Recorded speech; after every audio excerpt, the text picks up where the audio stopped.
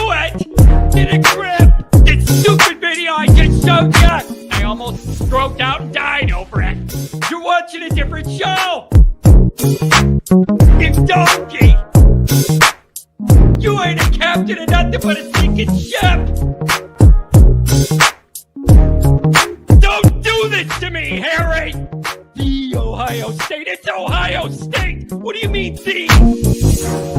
312-988-15. Hello? You tell Johnny all you've heard and seen. Sometimes it's good to just yell about football. Yeah, that's right. That's right. Welcome in, welcome back. You are not dreaming. We are going live 2 days in a row. It's a lot of Johnny in your face. I don't blame anybody if it's too much. I was thinking about that this morning. 2 in a row. Here we go. Oh, man. It's just, this is all happening in like this weird time vacuum where I got to be honest. It's like, oh, yeah, there's a major holiday now in a couple days. Like I'm all of my brain matter was focused on that Indiana game and what that was all going to be. I couldn't even process anything beyond that point, the holiday or the next round of games or anything. Like and now it's like, oh yeah, Christmas is happening in the middle of this. Like, and so here's what we're going to do. Excuse me, you guys. I am still struggling to breathe and talk and whatever else and think. Here's the thing, Craig, it's good to see you. It was really good to talk to you last night, buddy, and catch up. We missed you at the tailgate. And so here's what we're going to do. Live show today. We'll catch whatever calls. We already got a good little lineup here. We'll do whatever calls people that want to get in, whether it's still talking about Indiana, moving the page forward to Georgia, or talking about the other games. We could do whatever you guys want to do. I just want to hear from you. I got a video for you tomorrow morning. We're just going to take Wednesday off with the holiday. I'll have another video for you Thursday, and then we'll go live Friday morning, normal. And then I think we need to do a Saturday night show. If ever there was a time to do a Saturday night show where there isn't Notre Dame playing or whatever, I think this would be it. So I'm kind of planning on doing that and having a really fun Saturday night show where people can cut loose a little bit. And we'll catch a different crowd, it being on a Saturday, and we'll see what's popping. We'll see what's going on, how people feel. I figure maybe if we could try and get maybe through the holiday talking about Indiana. I'm sorry. It's hard not to turn the page. It's hard not to turn the page. And I understand it's like, I want to embrace, the history that was made with the Indiana win and the first playoff win and at home, all this stuff. But it's hard not to already turn the page. Like you want to sit there and enjoy it and let it sink in a little bit. But it's like, okay, here we go. Turn the page to Georgia. Different challenge, different athletic challenge, different I think respect level for the program and the coach and everything. This is just a different ball game. It's regardless of their quarterback being hurt or not, it is swinging up a weight class, right? It's moving up the weight class here. And it's going to be a different kind of matchup here. And so this is really, it's an interesting dynamic. This is all new, and I just love going for the ride with you guys. Okay, I see some calls loading up here. Got a couple chats to get to. As always, thanks for being here. Hit subscribe if you haven't. Appreciate it very much. Give the video a thumbs up. That helps Johnny out as well. Notifications on that way you don't miss nothing. Twitter, search bar, Always Irish, or at Always Irish Shake. Emails, alwaysirishnd@gmail.com. Audio only, anywhere you want it. You can get it if you don't want to see my face. Nobody blames you for that. Notre Dame Fighting Irish, brought to you by Sports Illustrated. Read all about it. Read all about it. We got stuff for you every day. Patreon.com/ we're going with the Monday Night Raw. Mike's going to be live on remote. I believe he's traveling for the holidays and is out of his little home studio. We're going to see if we could connect up and hit him live on the road somewhere. So that'll be an adventure. So 7 o'clock over at Patreon. And we're going to go live. And sometimes after big Notre Dame moments, good or bad, me and Mike intentionally don't talk too much about it until the next time we go live. So like we kind of do our own thing so that we could save the live reactions to everything live rather than do it on the phone or over text or whatever. And then that moment's kind of gone. So a lot of times we'll hold off on talking or comparing notes on things. It'll be really, really interesting. KLAN Auto Parts, 35-24 Notre Dame, 14-7 ND. We're getting some predictions already for the Georgia game. I like it. I like it very much. Man, this is here's something else. I want to throw this out here just because I feel like it's the right thing to do. And it came to me yesterday during the show, and I should have mentioned it, and I didn't. It is perceived that Andrew Gilmore was being negative in his last call leading up to this game, and then we have not seen him since. And I want to verify on Andrew's behalf. He was traveling overseas. And it was bothering me last night because I always want to be fair about things. And people were in the chat like, where's Andrew? What does he think about this? Whatever. He was traveling overseas. He was going somewhere. So I don't think he's dipping the show on purpose to avoid having to deal with that. I believe he was literally traveling overseas. So I want to vouch for him on that he's not dipping us. He's never dipped us before. So I don't think it was Ireland, but he went somewhere. Brian Anthony, always Irish, is the best Notre Dame content. I appreciate that. The fans have a voice. Thank you, Mr. Kennedy. I want to give you a voice. Portugal, I don't know, where somewhere far, far away. Somewhere far, far away. And but I wanted to vouch for that. I just felt an obligation. I thought it was fair. Domer got a couple chats, and then we'll get to the call, see what you guys think. I'm a huge on paying credit when credit's due. Once again, great job, Freeman, for winning us the biggest game in 30-plus years. It's just a big deal to get that first playoff win in the modern era. Show that you belong on this stage. I know everybody's debating Indiana's proper level and all that stuff. The reality is you needed at some point to win your first playoff game in the modern college football era. And I don't care who it's against. The Fighting Helen Kellers. I don't care. At some point, you needed to, some of this bugs me a little bit. It's like, well, yeah, we won it, but it wasn't against a team good enough or whatever. I often say, sometimes it feels like the opposing crowd, the anti-Notre Dame people, it's never good enough. So when Notre Dame wins or does something and it's like, oh yeah, but it was only against that team or it was only because of this or whatever. I'm seeing that from some of the Notre Dame fans too. Like you gotta, at some level, it isn't as important to me who you played in round one. It was important to get the round one win and check off a playoff win in the books. Mark that down for Freeman, like on the plus side. It's just important to check that off regardless of who it's against. And so, listen, I understand the critiques of Indiana. I've been making them ever since the game too, and Cignetti's big mouth. And you know what else about his big mouth? Stay tuned for tomorrow morning's show. Merry Christmas, Cignetti. I got something for you, son. And I didn't want to have to go after the guy like this on Christmas Eve, but the schedule's the schedule. And I need to get my content out when I get it out. So I got something special waiting for the smoke tomorrow morning. So that's what I got. He's on the list. And Santa's skipping his neighborhood. Santa's skipping Cignetti's neighborhood. So stay tuned tomorrow morning. Start your Christmas off right of me nailing that guy. Anyways. That being said, I hope you're all in a festive mood for the holidays. Oh man. Talking about Georgia. Look at this. Mark with glasses. By the way, my dad, Always Irish Senior, swears he saw you on game day. So I don't know, man. Somebody go back and watch it. But my dad called me. He's like, pretty sure I saw Mark with glasses. If Indy wins it all, we all got to get Always Irish tattoos and have a meetup. Well, we're definitely having a meetup. There's no doubt about that. I already said if we win it all, me and Pat are we're hosting the biggest party of all time somewhere. I don't know where. We're going to rent somewhere and we're going to have a party and it's going to be wild. And you're all invited.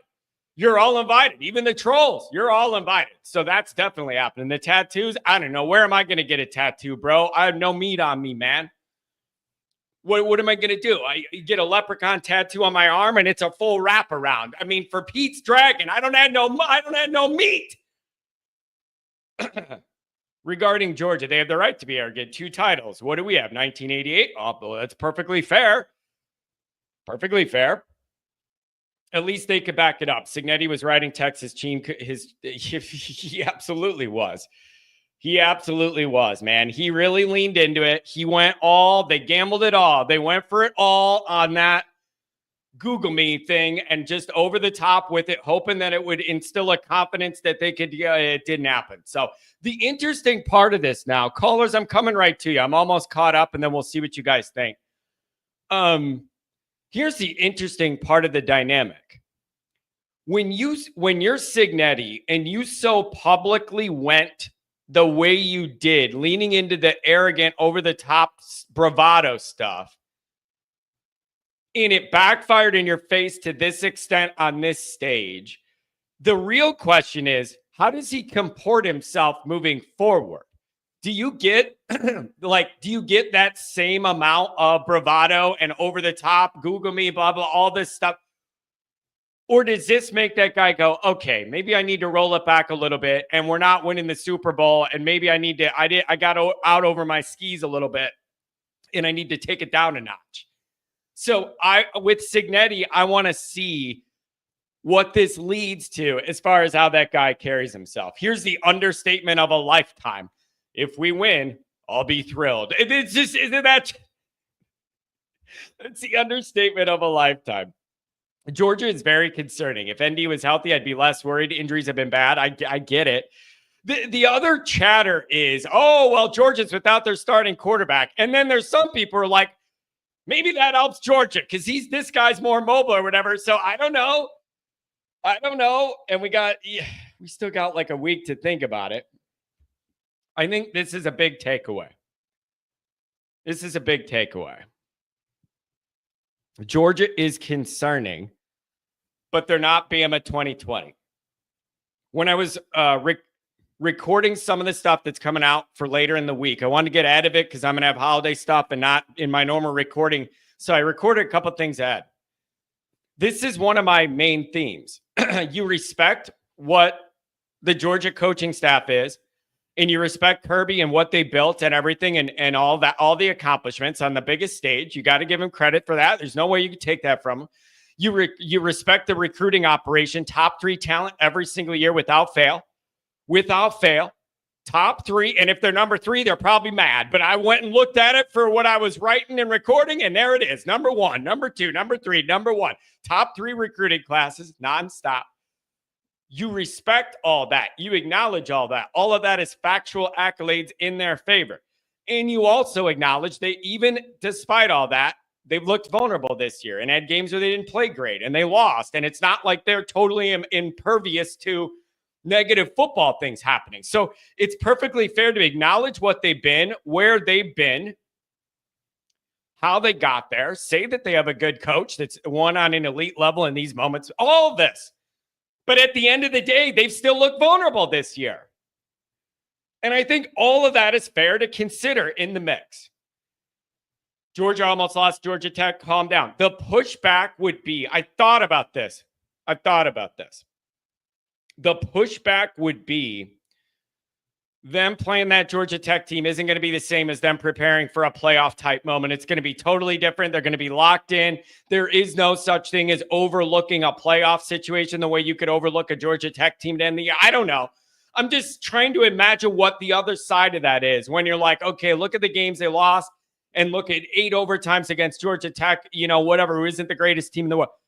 The pushback, I bet, would be, yeah, but that's not Kirby prepping these guys for a big playoff moment. That's totally different. They're going to be dialed in and ratcheted up. That would be the pushback. This is a good one from the Beefeater. ND wins if the Louisiana State Police put a DUI checkpoint in front of Georgia's hotel. I do not respect the way those problems have been allowed to continue to happen there with minimal pushback from the program. Dangerous. It's not just like it's just a bad look. It's dangerous. People are literally already dying because of it. It's not like John being, hyperbole in the basement here.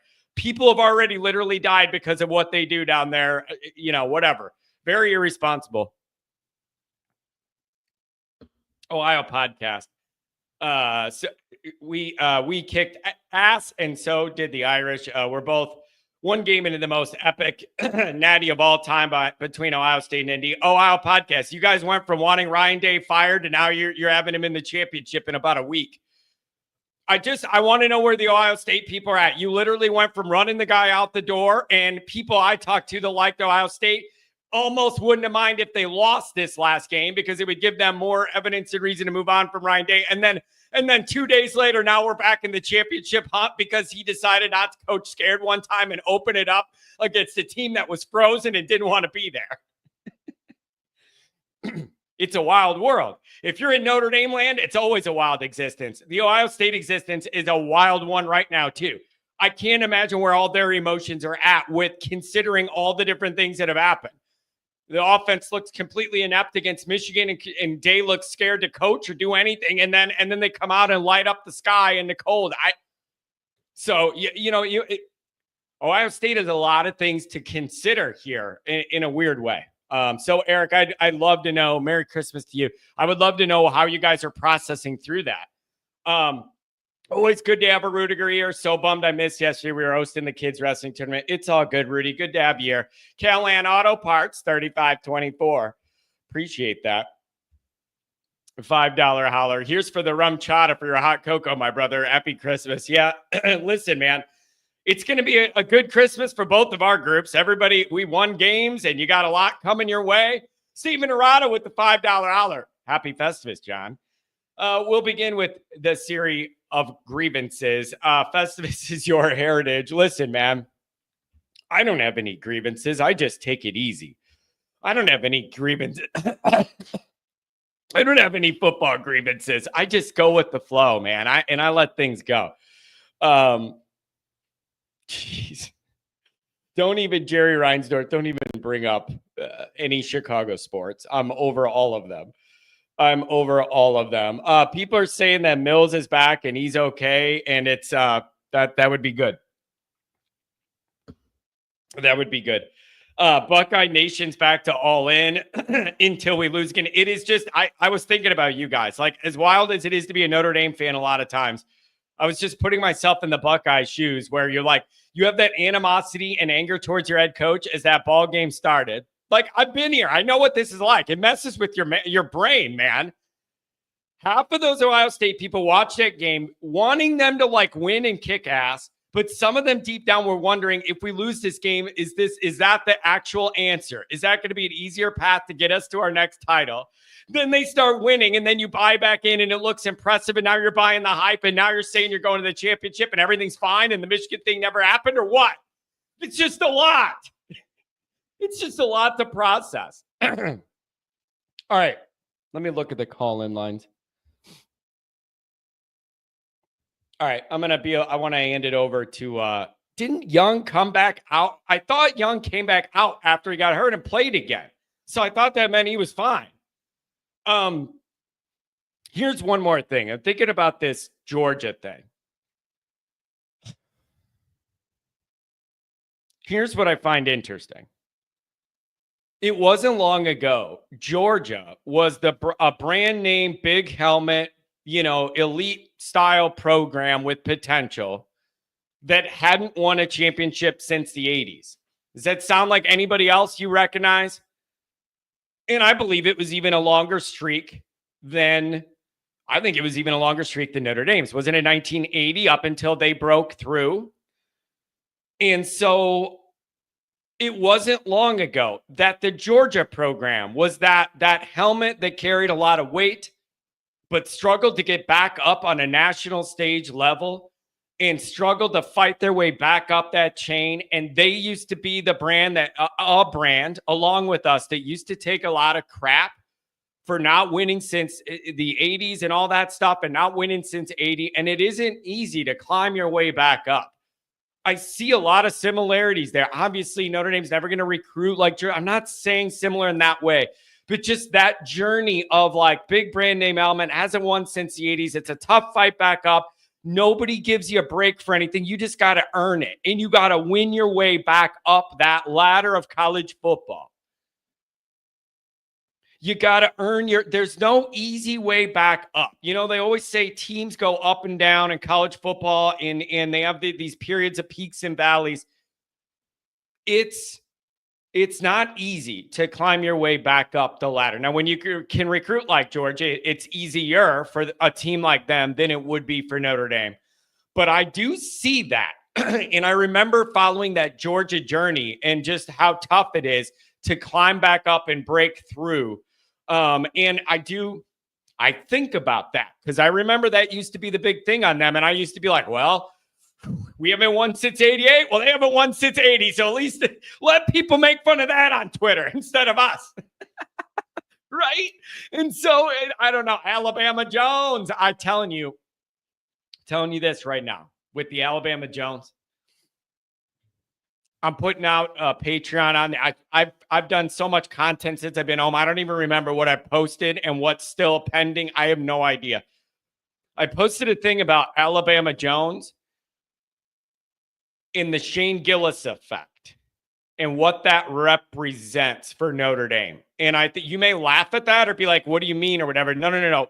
Notre Dame's open arm embrace of Shane Gillis in the modern era, it signifies some things to me. So I got an episode on that coming out too.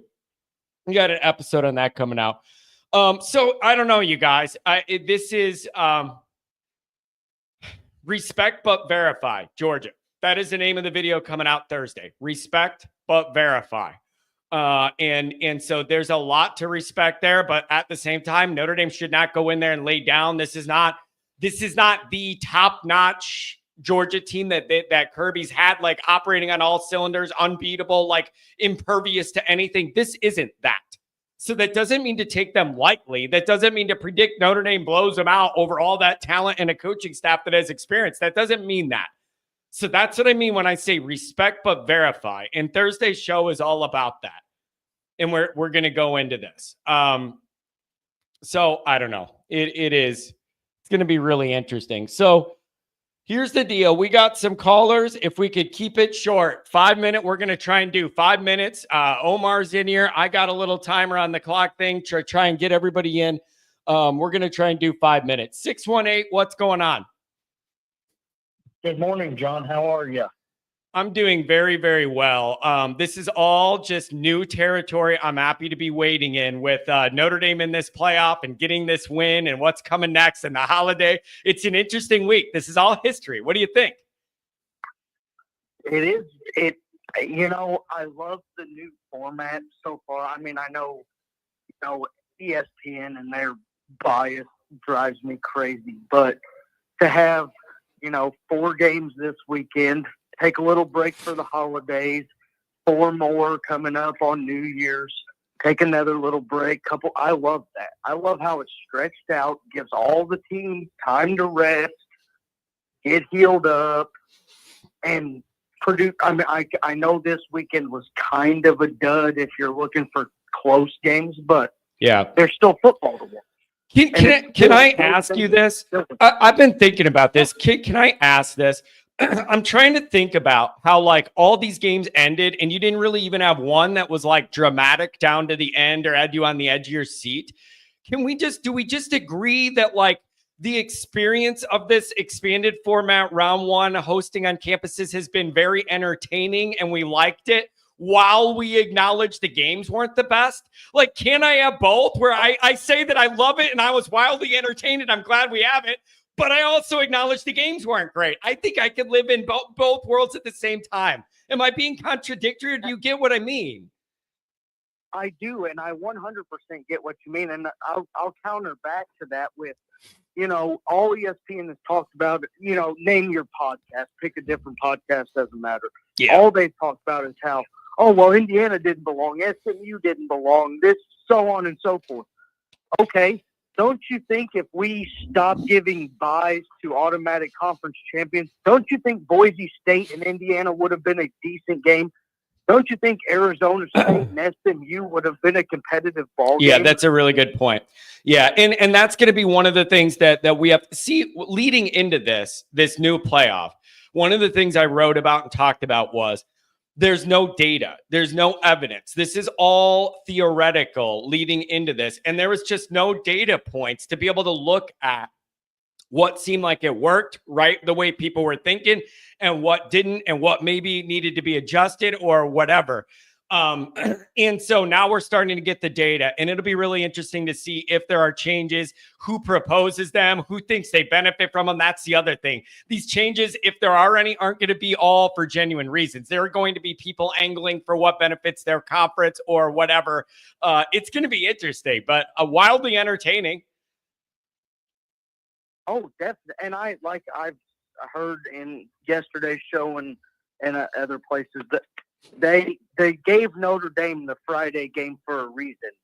Yeah. And Notre Dame showed out, not just the team, the crowd, the atmosphere, the noise, the pageantry. It showed why Notre Dame deserved to host the first ever college football play. You know what, man? I again, you're right on. One of the things I was talking about before and after the game is it is a real honor from the powers that be, probably the TV executives, let's just be honest, that they selected Notre Dame to have that standalone game in that historic stadium to kick this all off. I thought it was a huge nod to the history of what Notre Dame means to the sport as they expand the playoff. And that's why it was so important Notre Dame won and performed well, because all of America was watching you, and they succeeded. Good job. Absolutely. And the only other thing I really had is, you know, I'm glad that they put a belt to Indiana's rear end. You know, Signetti talked a lot of crap. Oh, stay tuned tomorrow morning, buddy. You're going to like my video tomorrow morning. Woo, I'm smoking a cig. If anybody saw the handshake between Marcus Freeman and Signetti, stop. Like he wasn't going to stop. Don't ruin my episode tomorrow. Don't blow it. It might all be about that and what it means and how happy I was that happened, but don't tell the crowd. I won't tell. That's exactly, dude, that's exactly what the entire video is about how much I love that and why it was justified. So stay tuned. It was so much fun to record it. I can't wait. Oh, I can't wait because and I don't know have you gone back and watched the replay? Yes. Of the game. Yes. Kind of, you know, when Notre Dame lined up for that fake punt or fake field, or was it fake field goal, I think, and Signetti called a timeout and they kept panning to Marcus Freeman and he's just laughing. Yeah. I mean, just like almost belly laughing. And I looked at my wife and I was like, this is when you know that Notre Dame has taken that step forward. He is literally toying with IU to the point that they're just so out of it. Good. I love it. Anything on the way out, my friend? Thanks for touching base. And let's get through the holiday and then give me a call as we build back to Georgia. Anything on the way out? Last thing is let's just light some candles for those players that have been banged up, and we need a full team effort next Wednesday. And go Irish. Go Irish. Merry Christmas, my friend. Thank you for jumping us off here on a starting point. If you're on hold, you're going to be on the air. 618, I got to get to you. I haven't heard from you in a while, man. And you call every day in the summer and always talk about Notre Dame succeeding in this moment. They finally did. John K., what's going on, me? Andrew. Here's the funny part. I don't know if Andrew heard earlier. I vouched for you a little bit earlier, Andrew. I felt it was the right thing to do. I vouched for you earlier, but here's the funny part. I was reading this. Listed from Lisbon, however you pronounce that. Go Irish. Herb Street is being ridiculous. Here's what I'm picturing. Andrew Gilmore is never going to super chat me again because he's about to get like a $4,700 fee to stream this thing live overseas. You know what I'm saying? Have you ever been somewhere where you're like, you gotta like, you don't even really think about it because you're used to the Wi-Fi, and then you pull it off or whatever, and then it just like bills you for roaming or whatever, if that's still a thing. I'm just picturing Andrew like, oh, I'm gonna catch Always Irish before the holiday one more time. He about to get a bill for like $4,800 from whatever country he's in. They're gonna say this Gilmore guy used all of our internets up, and they're going to bill you for it. Make sure you got free streaming or whatever you got, bro. I don't want you to get nailed. I don't want you to get nailed, Andrew. I'm glad you made it. Merry Christmas to you. A couple more super chats, and then we're going to go back to the calls. God, I love doing this show with you people. You guys are great. It's Tareka the Edmund Fitzgerald. 20.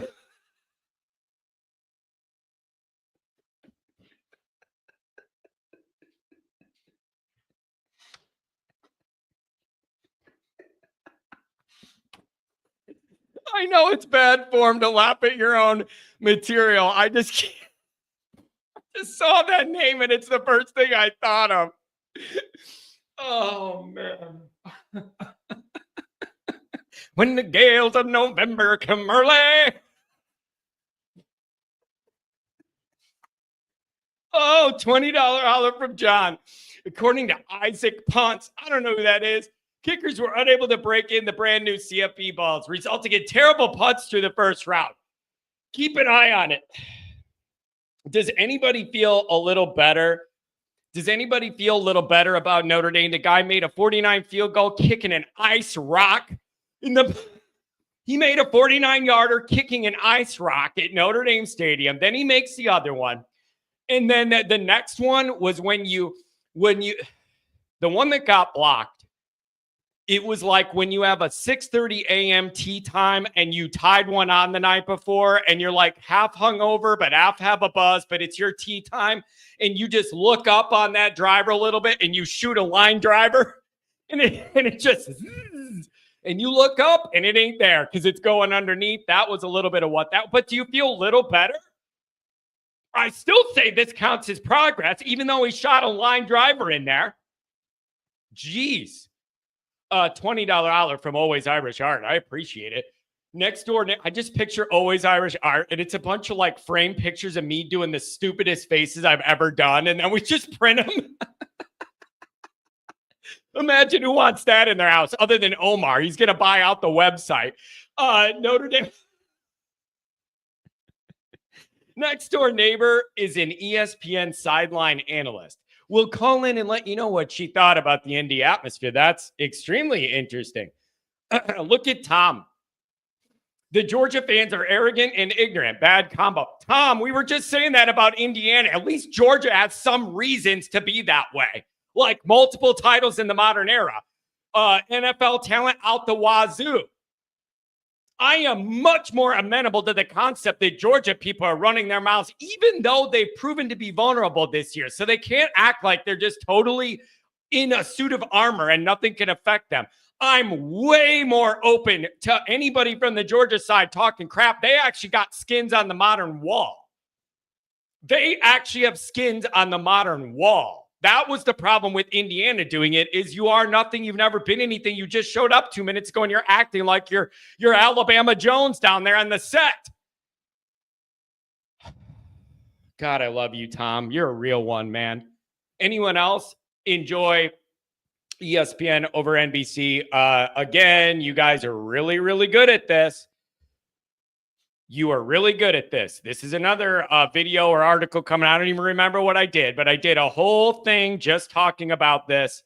And I got to tell you, man, not the talking heads, not all the politics being played within ESPN. I mean, Disney.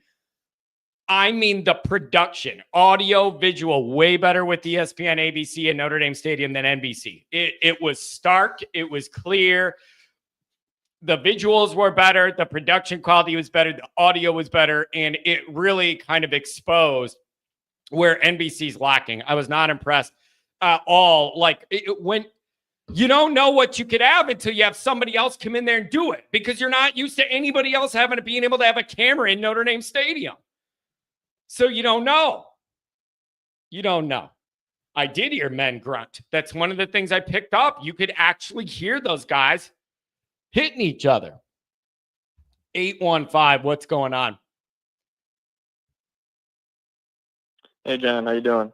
I'm doing very well. I'm just happy for once. Is that okay? Of course, that's happy. It's good to be happy. Yeah. Good to meet you on Friday. Hey, man. Good to meet you. And again, thanks to Adam, for hosting us. He just kind of, showed up and he was welcomed us in with open arms. So I appreciate it. Man, everybody did a really good job of like tell me if you got this feel. This was one of my takeaway feelings. Was you could tell all of that was put together, all of it, inside Notre Dame, the fan base, the tailgating, all of it. You felt like it all had to be put together so quickly in such short time and planning, but everybody just did the best they could to have fun and do what they could and get there in one piece and just enjoy it. That's the feeling I have. Everybody did a good job just getting there and having the fun we had. It was a great day.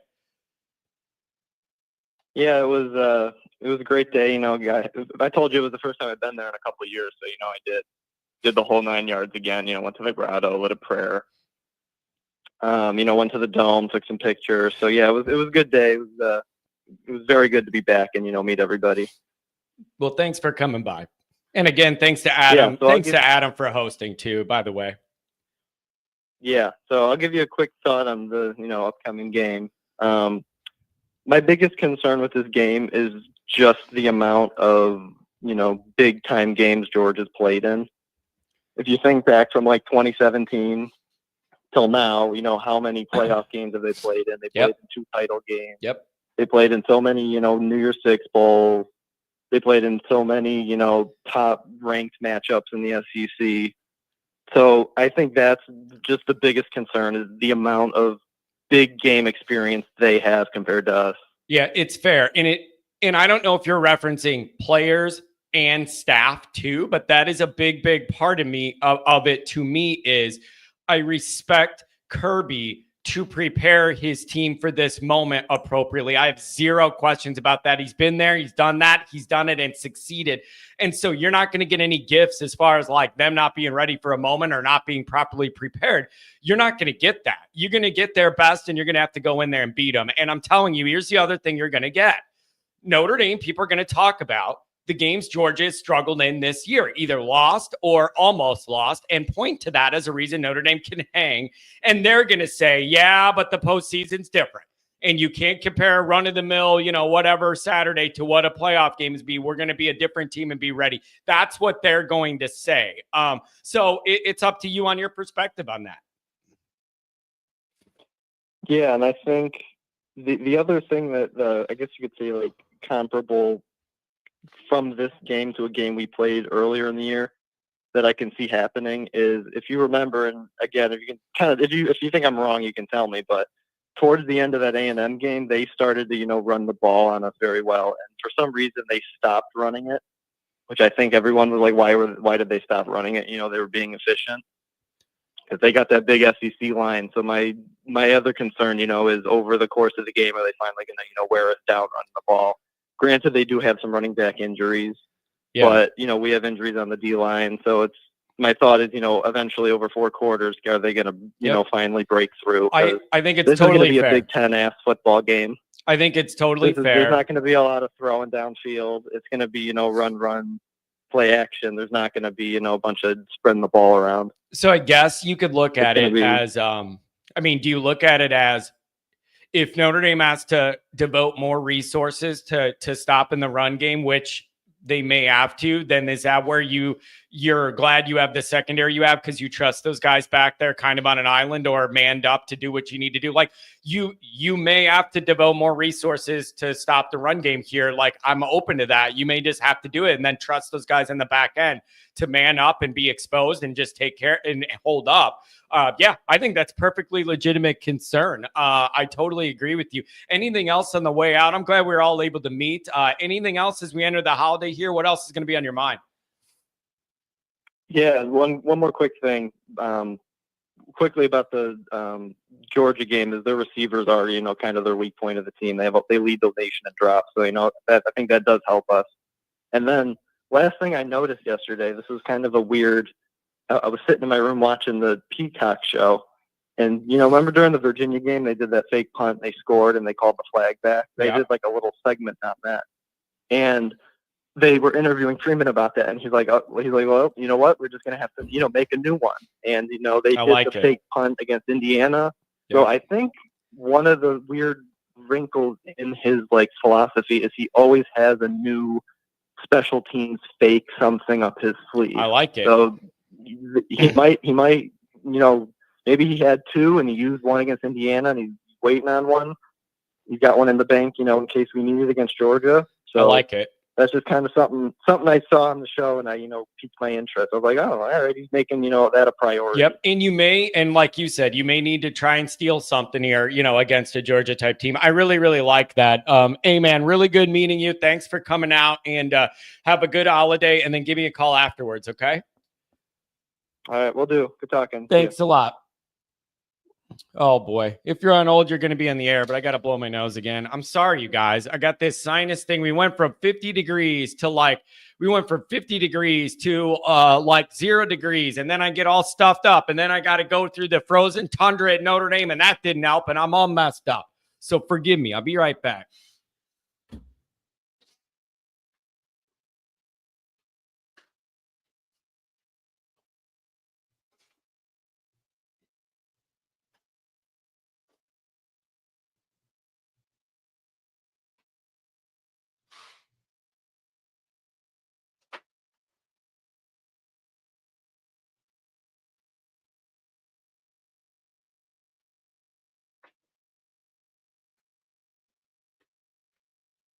Oh, we're back and ready for action. We're back and ready for action, baby. Homer TD, $5 holler. Tony, God bless you.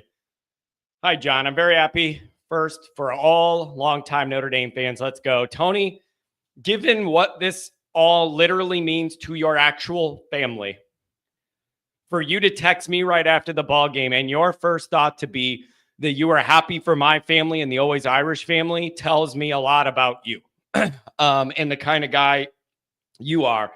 As heavy as this is and as much as this means for your family, literally to think of us means the world to me, man. You're a real one. God bless you and Merry Christmas. 80s guy, $5 holler. No team is unbeatable in this playoff, but whether it's Georgia down the road, we're going to be forced to throw to win. Listen, totally fair concern. It's a totally fair concern. If Notre Dame gets into a situation where they're just not able to line up and run it and Love can't get loose or whatever, you're going to have to, you may have to actually use another part of the offense to win. Like that's the thing, man. Like if Notre Dame's in that situation, you're going to have a tough time. Sorry, it's not impossible, but you're going to be in for a tougher road. So you better figure it out. BVG should be the coach. Blue Chew? No. Green Chew and Fireball. Whoa. I don't know what you're going to get with that combination, buddy. I'm afraid to ask. I don't want to know. Mark with glasses, what's going on? Yeah, I 100% agree with you earlier that Shane Gillis, he needs to be a regular at all these big games. He was awesome. Mark, you know the way I think of everything, 5 layers too deep with Notre Dame. For Notre Dame to do the open arm full embrace of a stand-up roast comedian as their celebrity representant in the modern age, that indicates to me a little bit of a new edge for Notre Dame. And I am all about that. Yeah, it was really cool how they kept showing him on the Jumbotron. And it did, exactly to your point, it did seem like they rolled out the red carpet for him. Yeah, and let's not forget, he was in the locker room celebrating the Texas A&M win. I mean, he is literally not just getting a suite at Notre Dame Stadium. I mean, the guy was in the locker room celebrating with the players. So he is in the inner circle, and I like Notre Dame being that modern and opening their arms to a guy that does what he does. I love it. Yeah. And Freeman's tied the single season win record, and he's one win away from having the most wins in a single season in program history. And I think that that's just really cool to put it in perspective. Year 3 of, what it already is and what it could be with this next game. And, only 5 teams have got 12 wins, and one of those winning the title. So I just think it really solidifies Freeman and this season especially. And I think, the takeaway from Indiana, I think it's reassuring that we can dominate and still not even be playing our best. And I think that just goes to show like how deep this team is. Like, it should have been 27-3. And, just those couple, like that Faison return, if he goes right instead of cut to midfield, it's a touchdown, the block field goal.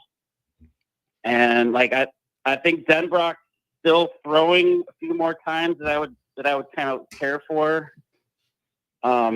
Especially a few instances here and there, but they've kind of wasted field position and momentum a couple of times, but the defense was just so dominant. It didn't end up mattering, and it's kind of forgotten. But like at the time in the game when you're watching it, like they really blew a couple chances to really kind of blow the doors off. It never felt close after it was 14-0, but after that, I kind of started putting everything under the microscope in comparison to Georgia. And I'm kind of interested to see what like Goolsby does with all 22 and how he kind of equates it to how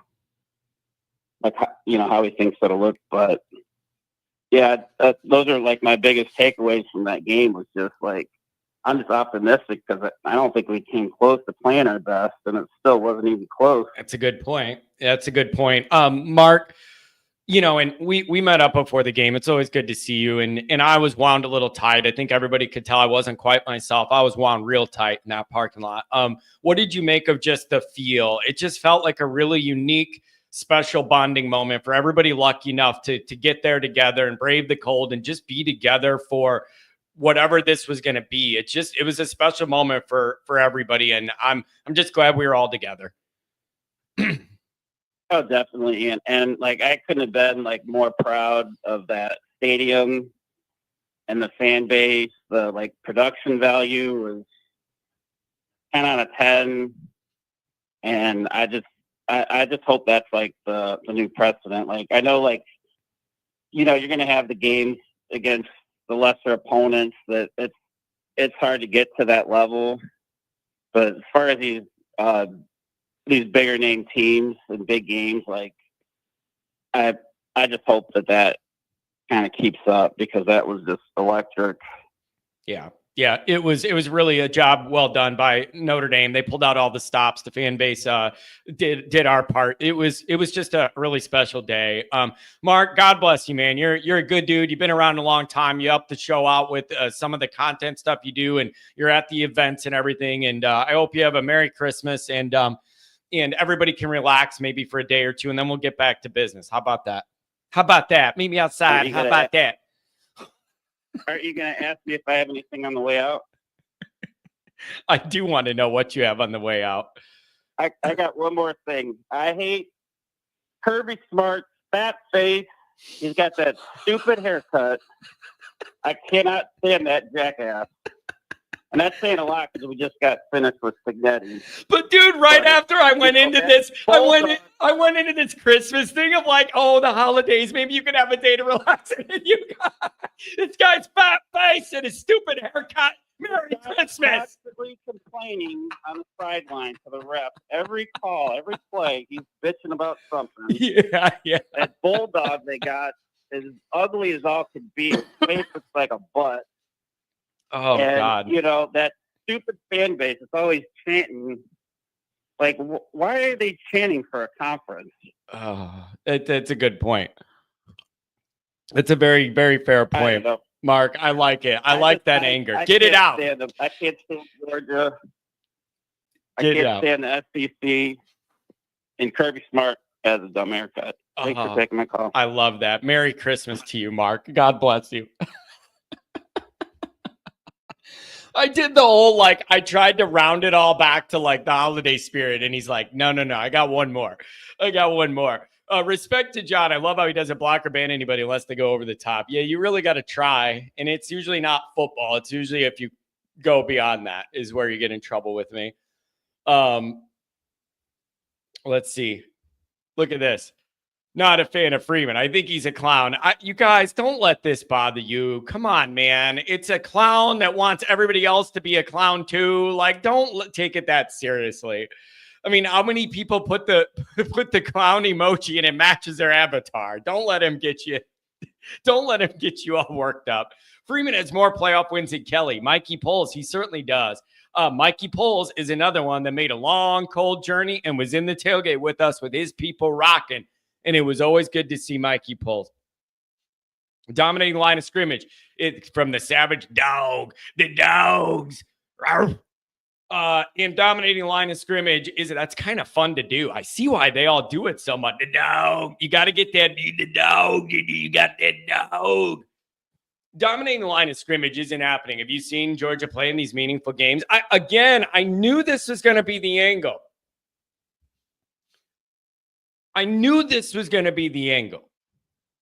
And so you're just going to have to figure out what the reality is. But I knew this was so predictable. The second I started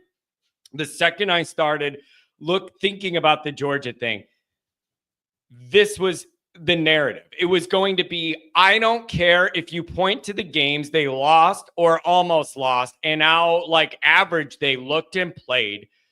You could say that. Georgia people can't deny it happened because we all saw it. That isn't theory. Everybody saw that. But then they're going to go, but that ain't this big game moment. They're going to be totally locked in differently and prepared. And you're not, that stuff isn't going to happen.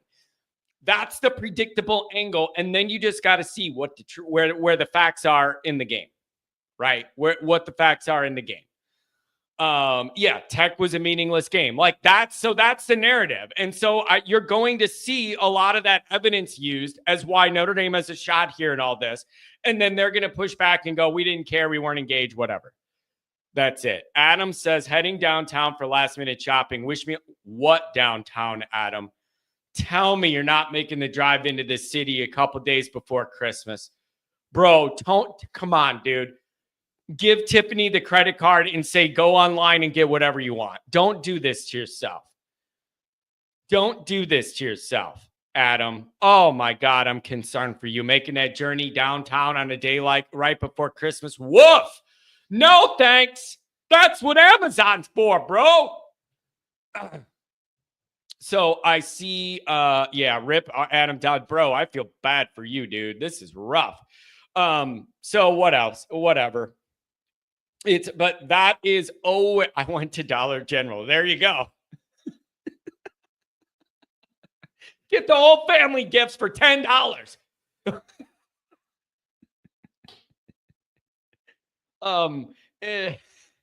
80s guy, $10. Good dominating first round playoff win. Everybody have a very Merry Christmas. Enjoy the time with your family and friends and worry about Georgia next week. Go Irish. Thanks for everything, John. Well, thank you for everything. How about that? 419 up on the line. What's going on?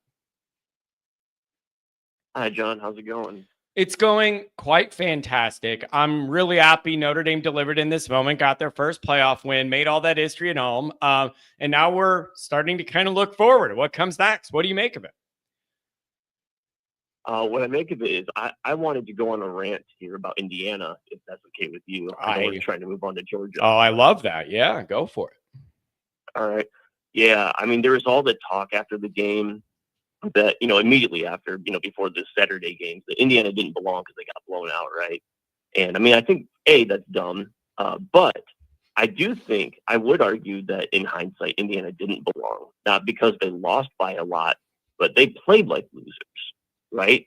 Punting from the 37, punting from midfield when you're down 17 in the fourth quarter. They're catching a kickoff with 7 seconds left in the half. That was pathetic. And I live and die with Notre Dame, but I'm a college football fan too. And that kind of display in the playoffs, I thought was just cowardly and pathetic. And if it was up to me, like they wouldn't get in again if they were a bubble team. Now, if they go out and win the Big Ten or whatever, or they beat Ohio State and Penn State, then fine. But if they were a bubble team, I would not let them back in because that was great. Do you see? I struggle with that, man. Like, what are the odds you're ever going to leave a 11-1 Big Ten team out, no matter what the record looks like and who it's against? Like in a 12-team format, how are you going to leave out an 11-1? You get what I mean? Like, I understand what you're saying, but when you look at like SMU or like, I don't know, like even Clemson, the way they back ended their way into the tournament. Like when you look at some of this, I just don't see them ever leaving 11-1 Big Ten team out for any reason. No, probably not, but just, I just thought that was just such a pitiful display. Just waving the white flag like that. And then, of course, throwing all over when we're in Freeman in the last 2 minutes and trying to make the score look pretty. Like it was just such a sad display. I don't know. I can't stand that. I was more upset with that after the game than anything that went wrong with Notre Dame. Whatever issues we may have had. I thought that was just terrible. Listen, I just Signetti leaned into this thing and he leaned in, he picked his angle, he leaned in hard, and it just didn't pay off. And I wonder if he adjusts any of his the way he approaches things moving on, or if he leans into this more after this. It'll be interesting to see. Yeah. Well, and that's the other thing, right? He was talking all that crap about how they beat the shit out of ranked teams, and then to play so pathetically, it was. I don't know. I couldn't stand it after the game. I don't know. But you know what I liked? Yeah, I would not put the neck in. I liked the longer the week went along, Notre Dame was quiet. You didn't hear anything coming out of the Notre Dame side. It was real quiet. And Notre Dame let Signetti and Indiana make every headline, every Twitter video, every clip on TikTok. Notre Dame got in the lab and went down on business and let Indiana dominate all the media front page stuff. And it was brilliantly played by Notre Dame to stay under the fray, keep your eye on the prize, and let them get all those headlines. I thought that was masterfully played as far as buildup goes from Notre Dame's end. Yep, couldn't agree more. Yeah, just take care of business. Yep. And it was just great. It was like we're going to let them go ahead and dig their own grave, get themselves out there and whatever. It was beautiful. So I love the way they approach it. Now what I'm hoping is maybe Notre Dame digs into this like underdog Notre Dame SEC thing. Maybe this group would benefit from leaning into some sort of underdog thing, even though the spread's close. Lean into some underdog narrative and see how this team rallies around that. I'm looking forward to it. You just got to win. You just got to win, my friend. Anything on the way out? Thanks for giving me a call. Looks like you might be a first-time caller. If you are, welcome to the show. Yeah, I am a first-time caller. Well, thanks a lot. You got your phone line doesn't look like you're working in a well the 2 days before Christmas. Thanks. I appreciate it. Oh, I'm taking the day off because I'm still not recovered from Friday. Telling you, it was a long, cold day, man. You had to really want to be there for the right damn reasons. Oh, man. That's hey, right. Thanks a lot, buddy. Oh, anything on the way out? I'm going to give it to you. I got to give it to everybody. Anything on the way out, I'll let you have it. Only thing I got left is go Irish. Oh, I like it. Go Irish. Beat them dogs. Thanks a lot, buddy. Give me a call. I'm telling you, it isn't good for my throat, but the way it's fun to say. I do understand why the dogs like it when they get to go dogs. I like that. It is killing my throat, but I don't care. I'm going to do it anyways because it's fun to get the dogs. I'm getting goofy, man. It's been a long fall of content. I'm getting goofy. I hope ND players are as overconfident as the fans. All I've done all morning is sit here and say how much I respect Kirby and I respect the talent, but Georgia is imperfect. And then the Georgia fan is saying that you're not going to win. Savage, tell me you're not talking about me. Tell me you can't possibly be talking about me. You can't. Tell me you're talking about people you see on Twitter or whatever. All I have done is come in here and start out by saying Notre Dame and Freeman are trying to go on the journey that Georgia went on a power trying to re-rise back up the ranks of college football, whatever. And all I've said is that I respect the talent. I respect the coaching staff. They're going to have these guys prepared, but that I've seen evidence that shows Georgia isn't like a piece of armor that just can't be penetrated in any way.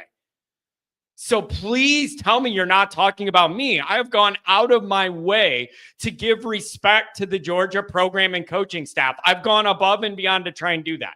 It almost just feels like the 8 OTs, they're going to say that game didn't matter. They didn't care. There, next. Like, that's the thing, Slide. There's always something. It's going to be 8 overtimes. They're going to go, we didn't care about that game. This is the playoff. You can't apply that. Like, there's no way you're going to, like, that's going to be the answer. No, I'm talking about the chat. I respect your analysis. I'm just saying, man, I have tried to be completely fair about how I'm looking at this. And you've got to give respect to that coach and his staff. You've got to give respect to the way they recruit and the talent. You've got to give respect for the fact that Georgia kind of was down and then climbed their way back off. And they're a program that checked off that big thing. We haven't won since the 80s and whatever. That's where Notre Dame wants to get. That's where Notre Dame wants to get. So I give them all the credit in the world. But Savage, you can't tell me this is a top-notch, it's the number one team Kirby's had. They got it all rolling, and they're not impervious to anything. You can't say that. And if you do, it's disingenuous. Trying to be fair here, man. I am trying to be fair. Todd, what's going on? Hey, John. Good morning. Good morning. Great weekend, and I'm going to try and make this quick. Just some comments. We'll see. I know I'm trying. Listen, Al Golden made a comment. If you listen to everything, which I do, he said, I didn't transition well from Army to Southern Cal. I let my defense down, basically. He said I didn't have a plan. He says, yesterday, during the game, after the game, he says, I really wasn't concerned about the game today, meaning Indiana. He says at the end, he says, we pretty much had that one. We were done. Saturday morning, Nick Saban, somebody made a comment at game day. And he says, guys, it was 27-3 halfway through the fourth quarter. In other words, he's saying, listen, Notre Dame didn't have to worry. The other thing is, there was the comment by Love was really funny. When they asked him, how'd you feel after the run? And he says, out of breath. And then we find out he's been sick. And he's playing like 75%. Wait till he gets back to 100 for this upcoming game. Yep. In a warm climate. Yep. And then they asked him, well, were you worried? You kind of slowed down a little there when they were chasing. Were you watching the big board? He says, I slowed down. They weren't going to catch me, he says. I thought it was so funny. Yeah. Now, there was a show. I thought it was Paul Feinbaum that was going to talk. It was on YouTube. But actually it came on, it was Matt Berry. And he says, 2 things I can take from what happened. Number 1, I love the fact they're playing on the 12 teams, they're playing on the home campuses, and everything. But he said the second point is there are not 12 teams that are going to win the national, or win the championship. 12 teams, every one of them really doesn't have a shot. Yeah. Then this is what blew me away. They talked to Feinbaum. Feinbaum says, yeah, maybe 4 or 5 teams a year really have a shot at the national championship. Then came the part where he says, I love the setting at Notre Dame.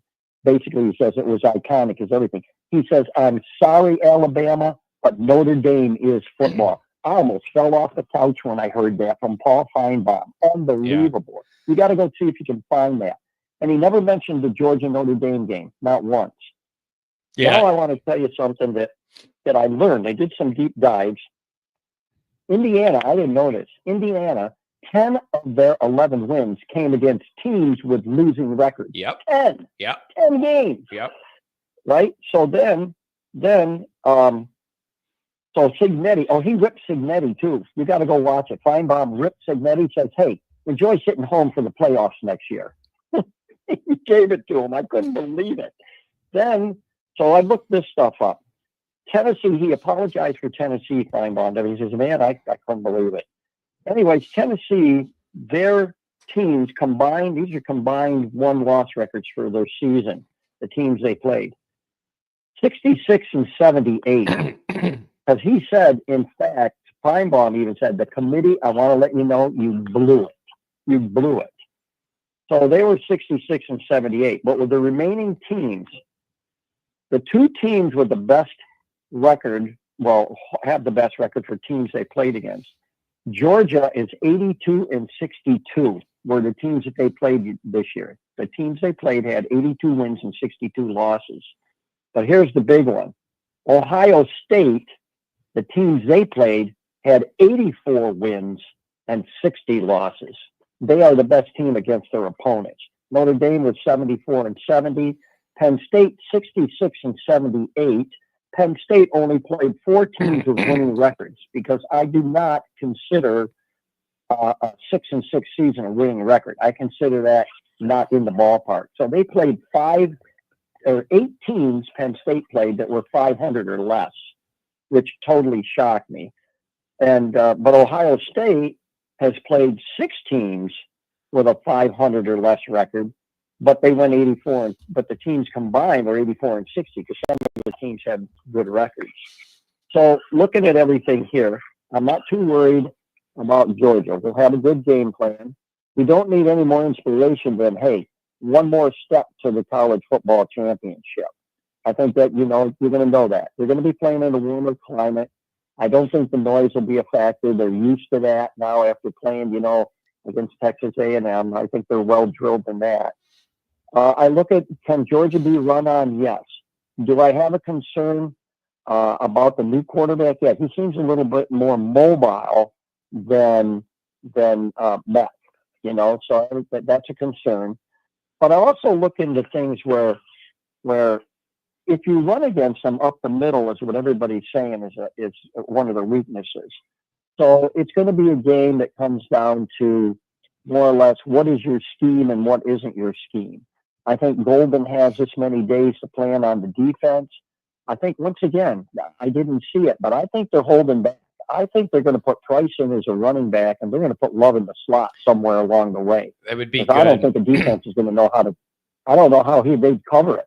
He ran him once in the slot in the game before. He ran him in the slot and he threw a pass to him in that game against Indiana. Yeah. And I said, this is a precursor that's coming. It would not. How are you going to guard against it? Yeah, it feels to me like you may need to do something against Georgia here. And so if there's anything Denbrock has in his pocket, this would be the time against that talent to pull it out.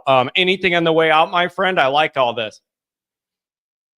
Yeah, you just concentrate on what's in front of you. Stay positive about it.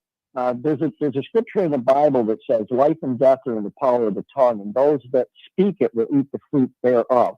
Hello, Signetti. You ate the fruit of what you were spewing out. But the other thing is, so in that regard, the Notre Dame players, listen to them when they do the interviews during the week on YouTube and what they have to say about practices. Because, like I said, life and death are in the power of the tongue. So just speak it. Speak positive things to your teammates. Hey, you can do this. We can do this. We can do it together. Just speak all the positive things. And because that builds morale within the team. I like it. The team itself is what gets up for the game. Yeah. The team itself gets up for the game. The coaches stir them up.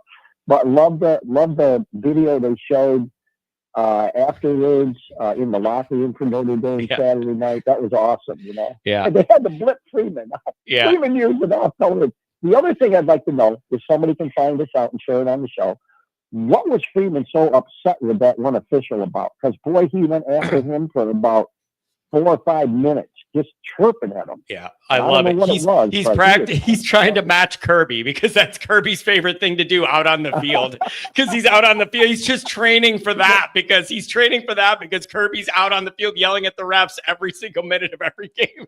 Todd, God bless you, man. Have a good Merry Christmas and give me a call about Georgia afterwards, okay? Yeah, same to you and your family, John. And be safe and be warm. We're 5 degrees here. So yeah, anything's warm to what we just did Friday. So we made it. Look at this. My lawyer in Michigan, $200 holler from Eric.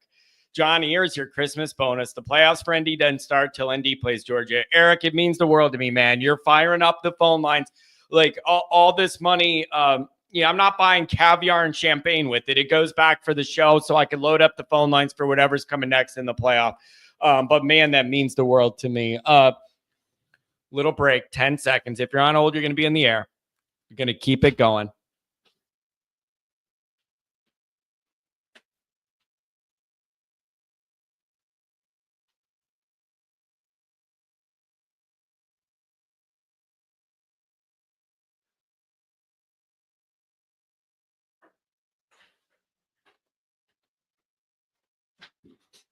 You guys, it is. It's just sometimes I'm not smart enough when when Todd always does numbers. That's his thing. And he's probably more analytical than I am. I'm not a numbers guy. Math is my least best subject in school. And I just can't, I'm not smart enough to always be able to figure out the math on the fly. That's the problem. Here's something else too. And I don't mean this in a bad way. Everybody tries hard. Everybody does their media stuff. But I always get asked, did you see what this talking head said or that guy said or this national guy said? A lot of it, I don't. I don't worry about what they say. I don't respect what they say. I'm doing my own thing. I'm not sitting there watching Feinbaum. I'm not doing it. So if I see a clip on Twitter, I see a clip or whatever, but I don't seek this stuff because I don't value what these national guys say anymore. And I'm busy with worrying about my own content. To watch, sit there hanging on every word Feinbaum says. So whatever, man. And again, these people get to be, it's like a weatherman. You get to be totally, it's like the weatherman in politics. You get to go hard, be totally wrong, and then nothing happens. You just act like it doesn't happen. Nobody loses any credibility, and then you keep doing it again. I don't know. Feinbaum knows something about football, John. That doesn't mean I care about it, you clown.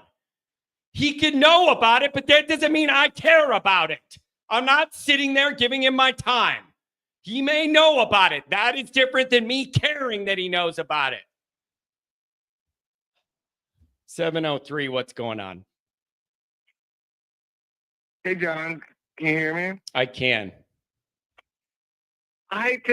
With this Georgia game, okay, I respect their talent, I respect their national championships, but they're just not good people over there. I mean, they just let their players drink and drive without any sort of repercussions. As a Catholic, I just can't stand them, and I think we have a good shot to win. Yeah, you're not the first person that's brought that up, taking shots at Georgia's driving habits. And it is that is an interesting angle of this.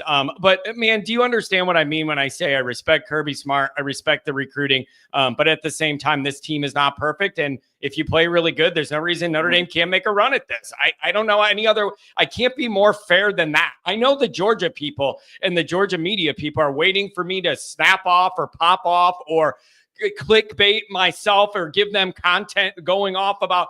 I have full respect for Kirby Smart's accomplishments in the way they recruit. At the same time, they're not perfect. That is the most fair way I can look at all this. Just watching that Texas game, Texas, they're doing rinky-dink runs. I felt like every time they played a team that's trying to smash mouth run against them, they've had a lot of success. So I'm expecting us to at least run as well as we did against Indiana, maybe even better against Georgia. Yeah, listen. And hopefully the passing game can be as well good as it was against IU, because I felt like we passed it around pretty well. Yeah, it will be really, really interesting. It'll just be interesting to see. Don't you imagine at some point in this tournament, Notre Dame's going to have to throw the ball to win one of these important games. And if they don't, God bless them, because it means Notre Dame's controlling the game defensively and then they're making hay in the run game. But if you end up in a position where Notre Dame's going to have to throw it around to beat one of these teams, you have a different challenge on your hands because it's just not our go-to strength. That would be really, really interesting. And you just hope we could see how far we could go without avoiding having to lean on it to win, right? Mm-hmm. Yeah, I mean, I feel like Penn State will probably have to throw it around a bit if we get by Georgia. But this Georgia game, I think we should be able to lead on the run to win. I mean, it would be a major, major accomplishment if you were able to do that. And, it wouldn't surprise me if you could have one of those moments where you're running into the wall, you're really frustrated, and then Love pops one, right? That's the thing. With Price and Love, you feel like any given play, if there's a little crease, it could turn into something big. Maybe it's one of those. Maybe Georgia Tech provided a little bit of a formula to have some success against Georgia that Denbrock can utilize. There's a lot of angles here, and still a little bit of time to figure it out. Mm-hmm. And their offense doesn't wow me. Their quarterback, he ran around a bit, but they didn't trust this guy to throw more than 15 yards deep against Texas. I mean, I'm sure they've been working with him out a lot, but I'm not that scared of the quarterback. Just make him throw. I feel like if we just have to make them throw it, and stop their run. Okay. I feel like we should even be in pretty good shape. Some people have been talking about how this guy's a little more mobile, than the normal starter, and that may actually benefit Georgia in a way. The flip side of that, if you're a Notre Dame fan, is the way we like our secondary with the guy that was just installed the starter due to injury. Is there a way that Al Golden's guys can bait him or jump a route or confuse him with some coverages and some of this stuff? Like I could see there being benefits to this guy not having a lot of film out or whatever on Georgia's side, but is there a possibility Notre Dame's strength is the defense? Can they dial up some stuff to confuse that guy and get him to throw you the ball a couple times? That's the biggest equator. If you want to look at a talent differential or whatever, make that kid throw you the ball a couple times. Yeah, I mean, just with Xavier Watts, Don Schuler, all those safeties just bearing down on their receivers. Like, I feel like we could get a lot of coverage sacks. Yeah, it's in. So I don't know, man. We're going to find out a lot about Notre Dame up front on both sides of the ball here, more than we already have this year. And it's going to be really, really interesting. Anything on the way out, man? Happy holidays to you. I mean, I just thank you too, John.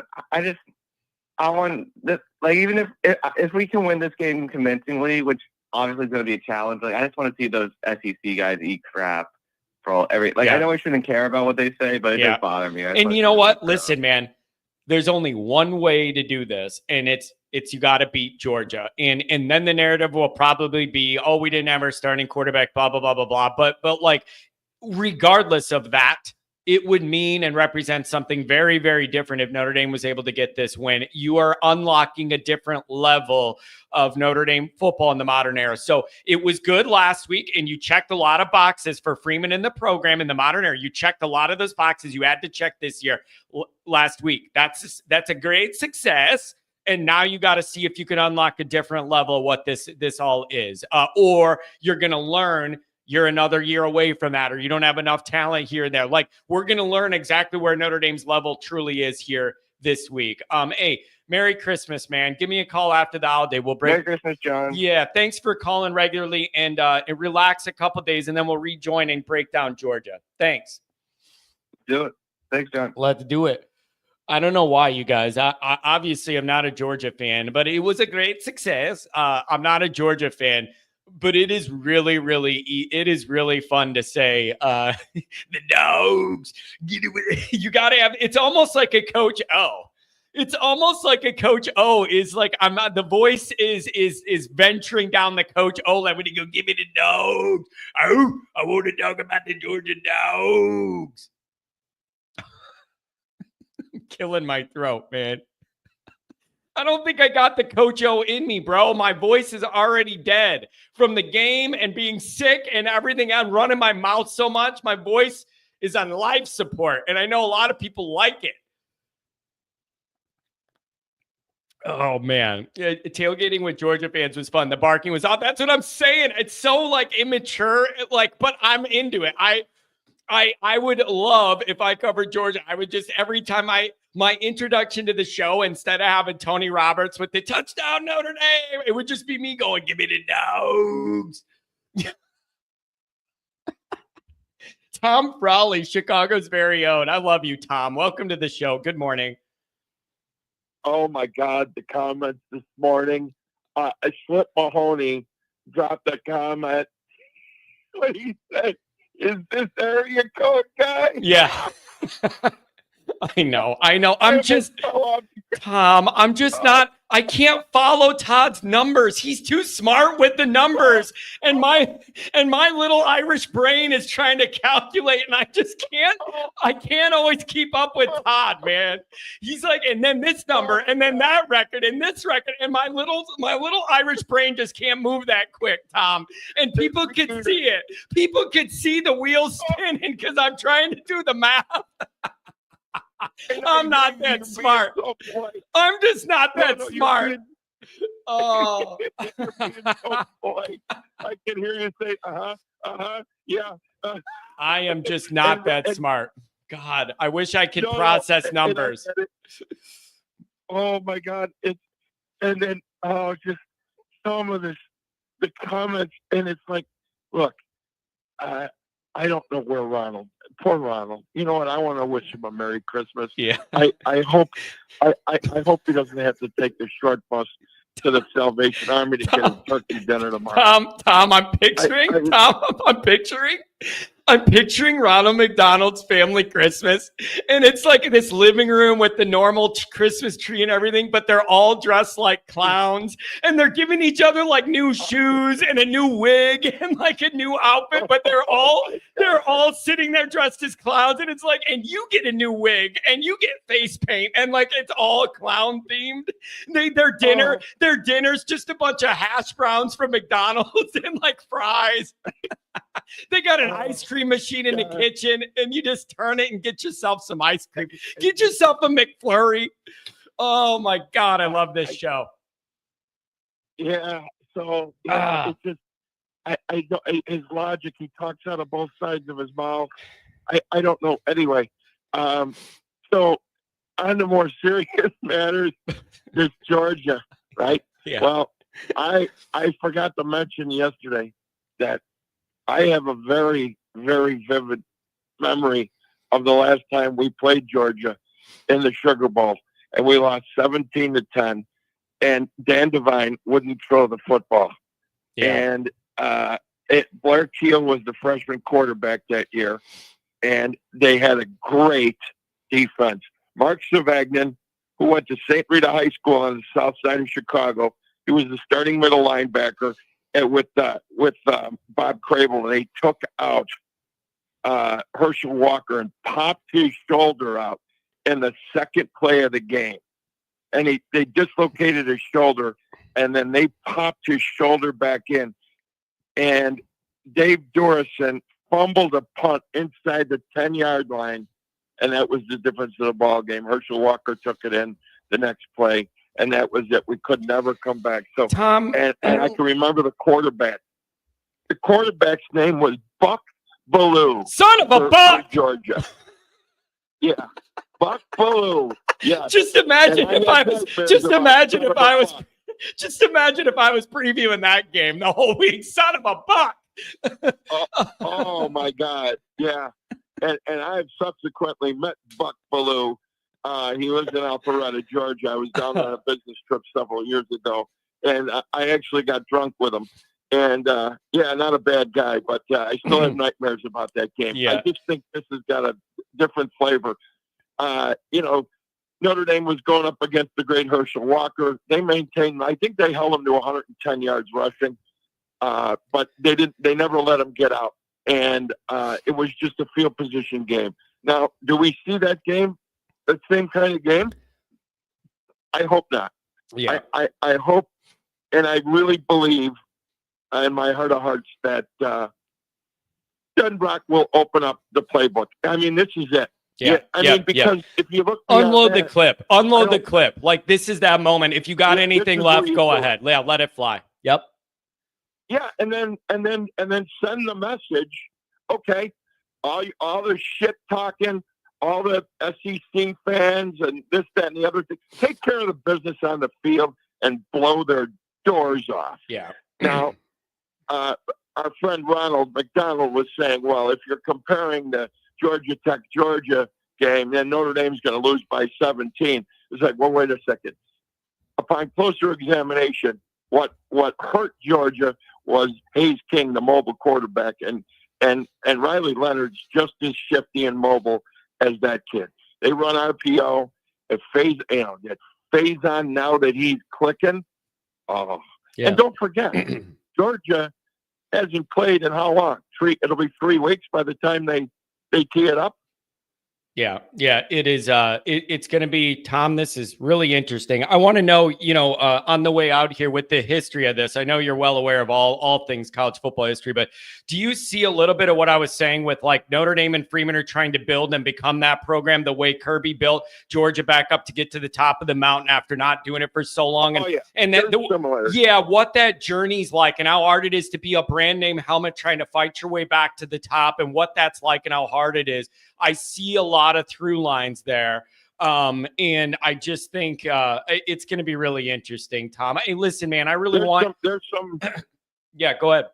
There's some big differences, though. and the difference is in the type of, that Georgia's going to get some of those 5-star athletes, but they're also getting keys to souped up sport cars with big hair, big blondes, big boobs, big arses, and lots of money, and they let them run wild down there. That sounds That cool. doesn't happen at the University of Notre Dame as well. You know what I mean? Yeah. I mean, they're not all angels, let's face facts. But Yeah. he lets them run wild down there. And good. Run your program. Run that trash program the way you do. He doesn't care. He's a Baptist minister rolled into a used car salesman, and he's a part-time carnival barker. I like that. And he's a crybaby. I like that. I can't stand that little shit. I like it. Talking it with his, Tom, with I his love Beatles you. haircut from 1964. Get out. Yeah, he's got a head on like Ringo Starr. That's hilarious. I'm picturing him back there hitting that little drum, the original one Ringo had when he had just one snare drum, and he's hitting it from like Ringo. Don't get me wrong. Yeah. But the haircut from '64. Tom, I want you to know. This summer, Ringo played somewhere in the suburbs, and my parents went, and they said it was fantastic. Yeah, my parents went, and they said it was fantastic, and they went. Yeah, it was out in Mokina. Yeah, dude, I wish I knew that, or you could have hooked up with Always Irish Senior there. But my parents said it was great, and they really enjoyed it. Oh, it's the all-star band. I've seen them many times. It's great. Joe Walsh was with him from the Eagles. Yeah, it was a good show. Oh, it won't. Knows what he's doing. Tom, it won't surprise you with my personality to know I'm a big Joe Walsh fan. I'm just drawn to that personality. I love it. Even though he's been sober almost 30 years now, I love the old Joe Walsh. He's right up my alley. Yeah, indeed. Listen. Go grab some more calls. Thanks a lot. Merry Christmas. You too, Tom. Have a great time with your family. Oh, you too, man. Merry Christmas, everybody. You too. Take care. We'll talk after the holiday, man. Thanks. Take care. I woke up to Tom text me some pictures from the ball game. Him and his daughter there. Just how happy everybody was. It was just what a special moment in Notre Dame land. This is hilarious. I said something about, I don't know, empty the magazine or undo something. And then Pat saying he was correcting me on the language there. Gang members say clip because they don't have actual weapons training. I can just picture Pat. He's in the O block in Chicago. Like something goes wrong and he's got to pull off the side of the road. He's in the O block in Chicago. And there's these gang. I don't care about the specific language, Pat. I don't care. I'm not a tough gun guy. It's not a big deal to me. I don't care. I'm just making a joke. Back off. Good for you. And I'm just picturing Pat pulling into the hood in the O block, and he's going, "Excuse me, sir." He sees these gang members. "Excuse me, sir. I don't think you're using the appropriate descriptive language for the weaponry that you are presently holding."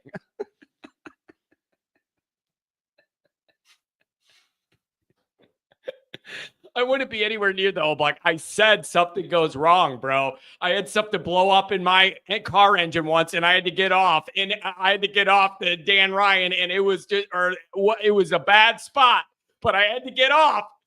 It wasn't pretty, but I had to get off. It happens. I've done it before. Sir, I don't believe you're using the right descriptive language for that. I am going to bust a cap if we're not careful. Anybody remember cap guns? Legitimate old school cap guns. Used to have the cowboy one. Anybody remember that?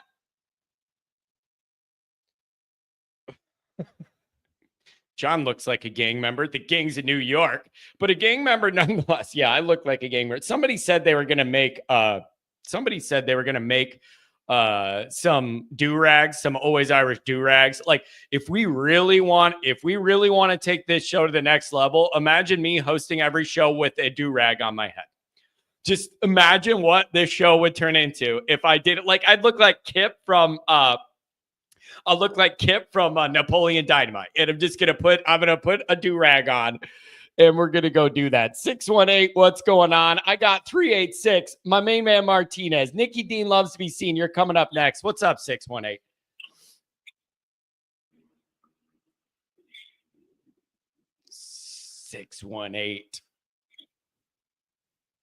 Did Santa Claus abduct you? Come on, man. I hear him driving. I don't know what he's doing. 386, you're in the mix. What's going down? Hey, Johnny. What's up? Man, tell me if you feel the same. We just got one of the biggest wins that I've ever seen. But does it feel like this team's got more, right? Like, I almost feel like I should be more satisfied than I am, right? I think Georgia gets me to that point. Do you feel the same? Yeah, I understand that. Dude, you present a really interesting dynamic. And I myself have been struggling to navigate this because we built up Indiana as like, you got to get this one. You can't sign this extension, lose to Indiana. Like they're a Johnny come lately in-state, not known for football. You can't lose. All of that stuff we talked about why you couldn't lose this ball game if you were Notre Dame and Freeman and what a big deal it was. And then right when they win it, you're almost like, yeah, okay, but Indiana wasn't as good. Like we need the next thing now for validation, right? So like I want to be, how do you navigate giving the proper amount of credit for winning a playoff game, regardless of who it's against and how good we perceive them to be, versus, okay, and now you got to move on and the bar is raised higher. Like, how do you balance both? It's tough, and I don't think there's a perfect answer for that for most people. But I will say this: if you go and you beat Georgia, you do what you need to do there. At that point, we are completely playing with house money. We've now, in our eyes, potentially turned the page to get this thing to an elite status, right? If you beat Georgia, I think you start having those conversations at that point. Would you agree with that? Yeah. Listen, I understand the quarterback situation with Georgia. Regardless, if Notre Dame were to beat them on this stage, with everything on the line and do this, it changes things. You are unlocking a different level of credibility. Even though I acknowledge the quarterback issue, you would be unlocking a different level of credibility for the program. And that would be it would signify something very significant for the program. For sure. It would give you, don't you look at this as like, okay, Indiana, maybe a paper tiger running off the weak Big Ten to get that record. This is like a more real test of Notre Dame's level. And you're going to find out where you're at. 100%. Even without Carson Beck, this is one of the most talented rosters that you could possibly face in the entire country. It's top 1 or 2 or 3. Yep, it is. No questions yep. asked. Right? Not a debate. So, yep. And you know that Georgia, as a team, they know Carson Beck is out. They are going to rally around the second string guy. And let's be real here. This is a second string quarterback, but it's at Georgia. It's not like this is the second stringer at SMU or second stringer at IU. This is a second stringer at Georgia. He's there for a reason. They 100% can be the same Georgia team that they've been this year. I really think that. So it's just going to be interesting. It's going to be interesting to see how this plays out. But you go win this Georgia game, I don't care who's playing at quarterback. It's changing the narrative in the right direction. Yeah, well, not only does it change the narrative, but if you win this one, you literally then start talking about, is this a championship level team? Like that is what it unlocks. And that is not hyperbole. That would not be just like, getting ahead of yourself. Doesn't it feel to you that that's the one where if you somehow get by that, even by 1 point, beat Georgia, then you start talking about, is this truly a team of Notre Dame destiny that can win it all? And if you win one more game by 1 point, you're going to have that chance. Like that would unlock something different. I totally agree. I mean, the momentum would be just so insanely in our favor that there's just no way that we would lose a semifinal game. I think this game is it. If we're to get past Georgia, and the reason I say this, I said it to you last week before the IU game, we just have dynamic playmakers all over that can change the game at this point. The Watts interception, back-to-back plays with J. Love taken at 98. Those are things that we have not had in the past, right? We have that at multiple levels all over the field. Maybe not so much on offense, but I truly think that this defense could be the one to really propel us to get in that championship situation, but then possibly win it. Like, I really think that's a true possibility for this defensive unit. Yeah, that's my feeling. If you're able to get by this one, we really start to talk about something different here. And it's a big moment. And I respect their talent. I respect the coaches, but they have proven they are not impossible to beat. And I'm excited to see where this goes. Anything on the way out? Thanks for giving me a call. I hope you and the family have a really good Christmas. Yeah, likewise to you and all the Kennedys. Nothing else. Let's just enjoy this week. I'm excited to see the guys get back to work, and then let's head down to New Orleans and get ready for this, because it's going to be a battle. But man, what an opportunity we have. If Freeman can pull this off, man, it's just fun to think about. So let's get to it and let's play a good game. Yeah, it's going to be interesting, man. Enjoy the little break, and we'll get back to it after the holiday. We'll see if we could have a couple days to relax at least.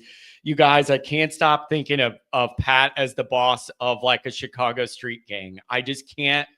It's like, but like not like the Chicago outfit. Like that fits Pat with the cigar and all that. No, like an actual gang, and like Pat's in charge of it. And I could just see him like trying to tell people what to do, and like, why are you guys doing it this way? I need you to do it this way. And like, I'm just picturing Pat.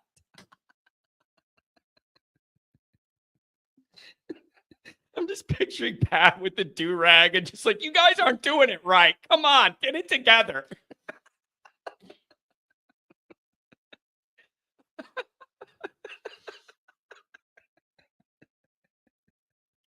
I'm picturing like Pat's propped up in some like, abandoned house that they use as the headquarters. And he's got a gang of guys like out front protecting it.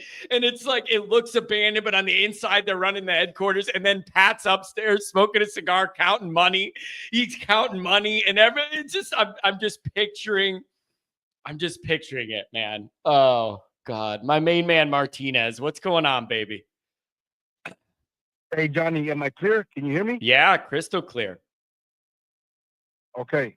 Hey, man, first, just three things. I'm going to get to it real quick. Hey, man, I'm so jealous, man. That venue looks so electric, man. So electric, dude. I mean, even if I couldn't get a ticket to the game, I would have watched it right there at Legends, man. God, you guys had a ball, man. Every sports news outlet was like talking about how the environment was just so electric, man. And what is that? Reese Davis said something, because I seen an interview with him and Dan Patrick. He said, man, like this atmosphere here is so electric. It's like, man, this is college football at its finest. Yeah. And so, as much as they talk about us and hate us, they're not stupid. They know that Notre Dame's gonna. It sets, whether people want to believe it or not, it sets the tone. It is the pinnacle of college football. It is the cathedral. It is the mecca of college football. Like I say it over and over. College football owes us a huge debt of gratitude, plain and simple. Like I said it, the forward pass, game day is what it is because of that. Florida State Notre Dame game, back in '93. So, you guys, man, my hat off, dude, for all you guys making it, man. Like, I was like, man, dude, we were on the chat, me and some of the guys, like, oh, dude, I'm so jealous. Them dudes are having a blast, man. Yeah, it was just a special experience. And I'm grateful I got to be there and have a lot of the Always Irish crew was there too. It was just a totally unique setup. And I got to give Notre Dame credit, man. They did a fantastic A+ job in that stadium of creating the proper environment, making it feel big in this moment. All of the fans did a good job. Everybody stood. I didn't have anyone sitting near me the whole game. People were loud. Everyone did a really, really good job. It was a very successful weekend for Notre Dame football. Yeah, it was, man. I'm glad we got over that first round hump. Real quick before I forget, hey, Pedophile State's gonna have their hands full with Boise State. You know what I mean? Like, Boise State's not a walk in the park, man. You know what I mean? Them big bowls that they played in, Boise State shows up for them big bowls, man. But other than that, I think, man, Freeman did a great job. The players did an amazing job, man. God, they really kept their composure. And one thing that's going to be different this time around when we go down to the South, Freeman's not playing not to lose. Yep. He's going in there to win. Yep. Just like he said in year 2, year 2 or year 1, and he says, year 1, right? Jackson said year. He says, there is no moral victories. We're here to win, right? Because old Swamp Ass used to always be like, we wanted to keep it close, or we came in here and I'm glad you're bringing this up. I'm glad you're bringing this up. This is a wonderful topic. Thank you for bringing it up. I was thinking about this as well. It is felt like when Notre Dame got into these bigger moments in the past, we would pucker up, be scared to play tight, not play really conservative, play to keep the ball, keep it close, scared. It just looked like we were scared or whatever. I really hope this Freeman team has a different, loose, open attitude of like, we're not playing scared. We're going to let it all hang out there. We're going to take some risks and we're going to go try and change the narrative. And we're not playing scared. I want to see that approach in this game. Yeah, and he gives those boys that mentality. And, he said it best, and when you continue to listen to those things, like they've been playing in a playoff game since week 2, since after week 2, and them boys, man, the whole, just all the way from the top down, man, like I was on all the chats, and I was like, hey, who's talked to Johnny? Pat jumped on the Driscoll show, and we're all, every Irish platform we could find, a lot of the boys on chat, hey, Irish, hey, who's talked to Johnny? Who's talked to Johnny? And Pat jumped on, he's like, I think Johnny's driving back home. But, man, from the top, from Babakwa all the way down to the administration, man, they've done such a great job, with dealing with I'm sorry, I can't remember my tongue, I'm tongue-tied, with adversity since week 2, and it's like, man, just to see the boys know that our time is now. We're here. We're not the laughing stock of no effing college football. We, like 559 says, we are Notre Dame. We are the Irish, man. We're coming to win. We're coming to punch you right in the mouth. We ain't playing scared to lose. It's just like I tell you, and like I say, Savage Dog, man, he's actually a really polite fan. I'm liking his content. But, hey, man, if you're a tough guy, you go anywhere to fight. It's like when I was in the gym one time, I used to say, let's try real quick. You say, oh, so-and-so's undefeated. So-and-so's our homeboy, so-and-so's undefeated. He fights dude his way, homie. Sure, I'm 5'6", dog. I got to get in the cell with fools that are 6 foot. If you're a tough dude, homie, bring it. And see what's up, homie. Come in here and catch these hands. Hey, that's what we're going to the South. You know why? Because the Irish were the fighting Irish. They're going to catch these hands, baby. Yeah. Man, Johnny. I love it. I'm so happy for the nation. Yeah. Hey, I'm sorry, Johnny. Go ahead. This is a nice little early Christmas gift for everybody, man. I'm really glad to hear from you. I want you to have a relaxing couple days here with the family, and we'll get on Georgia afterwards. Anything on the way out? No, Johnny, man. Like I'm just happy for everybody, man. I'm glad you had a great time, man. And thank you for always being our voice, man. And onward, Notre Dame. Onward, ND for sure. Commander, for the 50th time, I got all these calls, and you act like I think that Commander is just going to show up on the caller ID, and you're going to jump 50 people that have been waiting an hour and a half to do it. I'll be right back. It doesn't say Commander, buddy.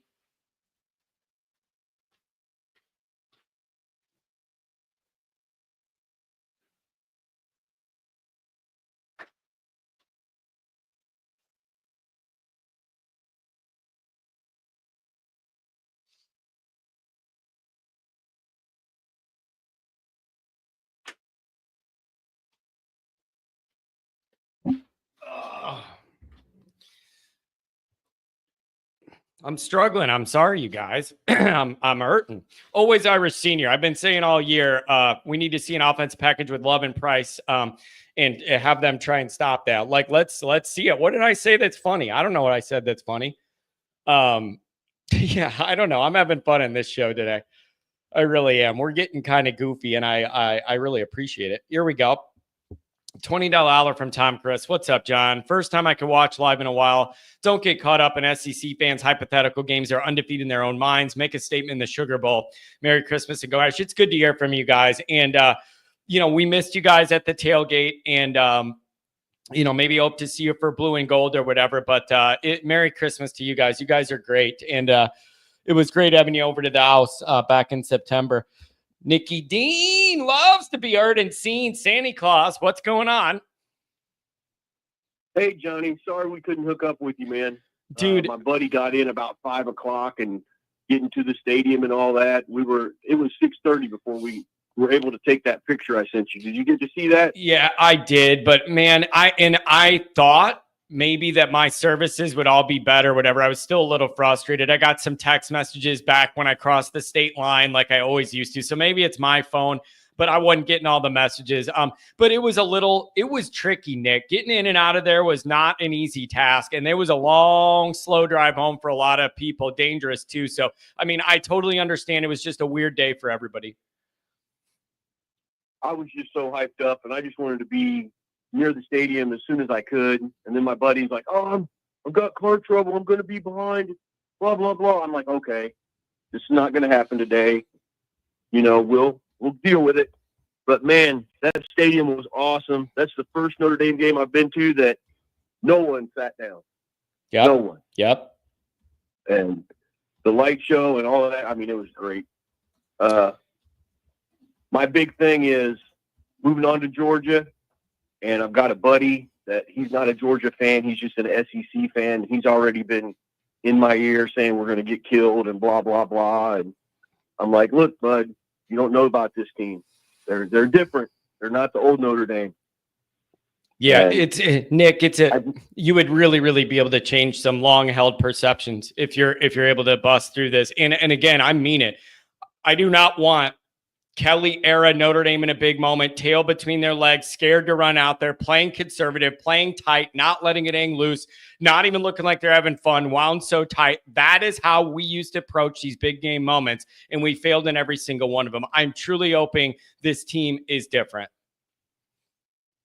yeah, we used to look like Indiana looked on Friday, and I don't want that. I want us to throw it all over the field if we have to, run it everywhere we want to, and our defense just to shut them down.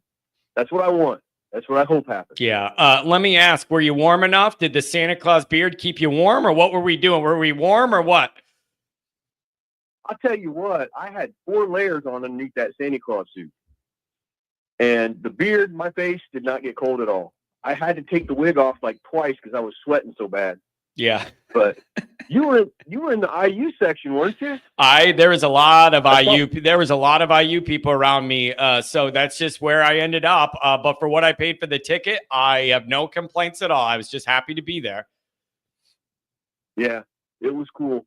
I like the fact that, halfway through the fourth quarter, that section you were in looked like it was about 3/4 of the way empty. Yep. First thing, me and Always Irish Senior, we look down and you see a sea of red all walking out. And you know what it reminded me of? It reminded me of that Clemson win when they all hit the exits early, and it was just all a line of orange going down the tunnel and down the stairs, and they all had their head down. And it is, listen, you send a different signal when you're sending the opponents home early like that. It was a beautiful thing to see, man. Yeah, and there's some people that are concerned about our secondary with those 2 late touchdowns.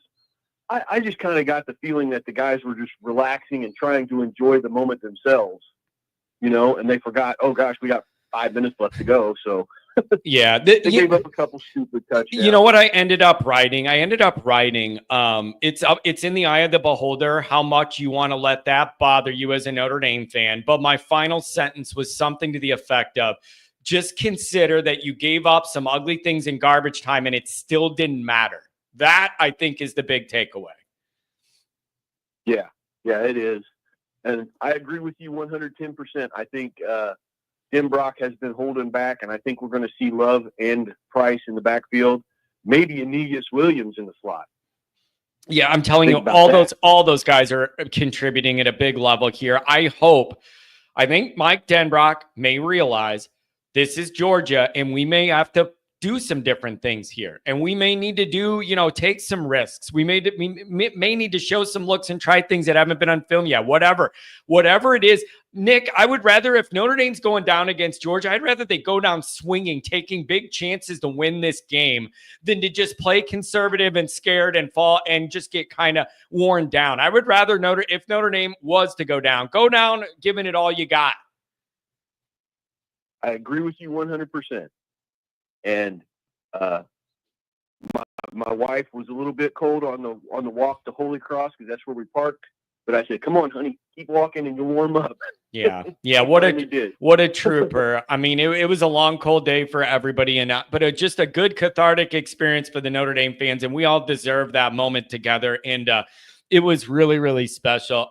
Nick, anything else in the way out? God bless you and your family. I hope you and the wife and everybody have a really good Christmas, and then we'll worry about Georgia afterwards. Anything on the way out, buddy? Merry Christmas to you and yours too, and maybe at the spring game I'll dress up as Santa Claus since I missed you on this one. There we go. I like it, and it'll be plenty cold then usually too, so you'll still be able to layer up. Oh, Nick, God bless you. Yep. Merry Christmas, buddy. You too. Thanks for everything. What a nice guy. Unfortunately, we weren't able to meet up. Commander, feel free. I'm just letting you know, dude, when you say, "Oh, I'm here," whatever, I have all these numbers up. I have no idea which one's you. I'm not trying to be mean. I just have no idea. When you say that, it doesn't say Commander on the thing. But you donated $5 and I didn't get you on the air for one of the other shows. So feel free to call back and let me know the area code and I'll bring you up. I owe you. You donated $5 last time and I didn't get your call and I want to pay that back. It's the right thing to do. It's the right thing to do.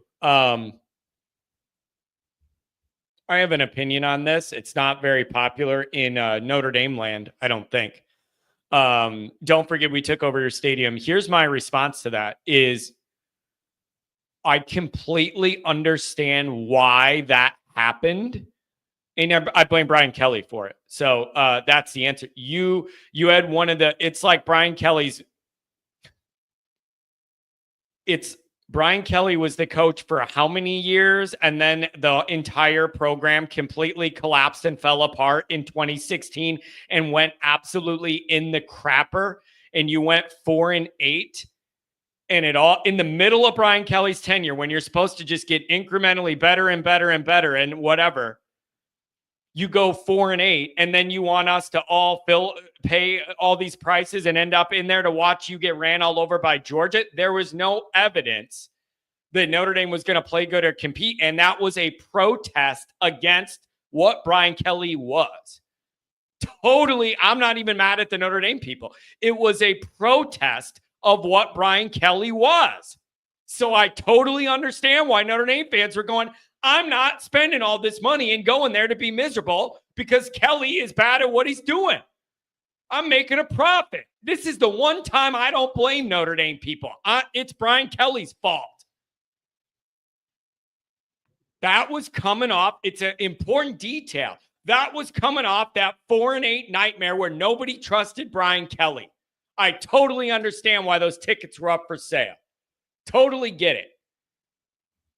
It was just so funny hearing Martinez talk about like in jail if you're going to fight somebody and you're going to do all this stuff. Explain the Cincinnati one. Too close and not a big enough game to count as a big game, Chief. How about that? When your biggest home game is Cincinnati, it's tough to sell that's a big home game. I don't care what they're rated or their record. Isn't that the answer, Chief? You're saying explain the Cincinnati one? I think that's the answer. When the biggest game in your home schedule is Cincinnati, that's a tough sell, bro. I don't care what they're ranked or undefeated or whatever. When your biggest home game moment is Cincinnati, it doesn't surprise me at all that Notre Dame fans, again, are like, Cincinnati, that's the big game you're selling me? Ryan Elliott, $10 holler. Let's go Irish. Beat them. No, we were talking about the Dogs. 210, welcome to the show. Hey, what's going on, John? This is Martin down in San Antonio. What's going on, man? Thanks for holding. It looks like you called a long time ago, maybe October. It's been a while. What's new? Yeah, I think it was during. It might have been during the first bye week, maybe when I last called. But I wanted to call in and just and say a big thanks to everyone that went to that game. I mean, that atmosphere, the noise, the crowd, I mean, everything about it was just incredible. Yeah, and it would. Yeah, and I had the biggest episode of FOMO. I had 2 tickets to the game. Couldn't make it. Gave the tickets to one of my former classmates. They had a great time. Looks like everyone had a great time, but wow, what a show out. And I hate ESPN just as much as anyone else, but I have to give them credit. They did an amazing job. I agree. Producing not just the game, but Game Day, which is a show that I avoid like the plague these days. But watching Game Day, and they caught the player walk as they were walking through Library Quaffin. Oh my God. So goosebump inducing watching that. Yeah. I was ready to go. I got to give them credit. I got to give them credit for that too. And that's one of the things when me and Senior got home, you know, all of the other family that watched it together when we were at the game, they said, you know, I know we all don't love the ESPN narratives against Notre Dame, usually in the bias, but everybody said they did a really good job. They did. Yeah, they really did. Yeah, no, it was awesome. And the whole time I kept thinking, why can't we at least get one broadcast of this level from NBC a season? Yeah. I mean, it's like I feel like the NBC broadcast, it was getting better for a little while there when they got the NFL back.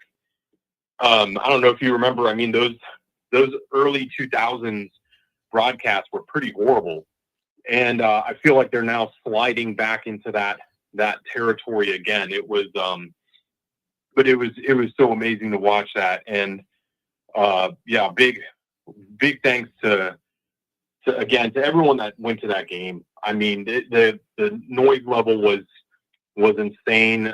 Good friends of mine who have been going to Notre Dame games for the last 25, 30 years were saying, oh, that's the loudest I've ever heard it. Louder. It was on par with 2005 USC. 2012 Stanford, if not greater than those two games. So in those. So here's what's interesting. What's interesting is, and I was at both of those. The 2012 goal line stand, I was there with Pat and my dad, and we were all there right along the line where that happened. And then Bush push, obviously everybody knows I was there for that too.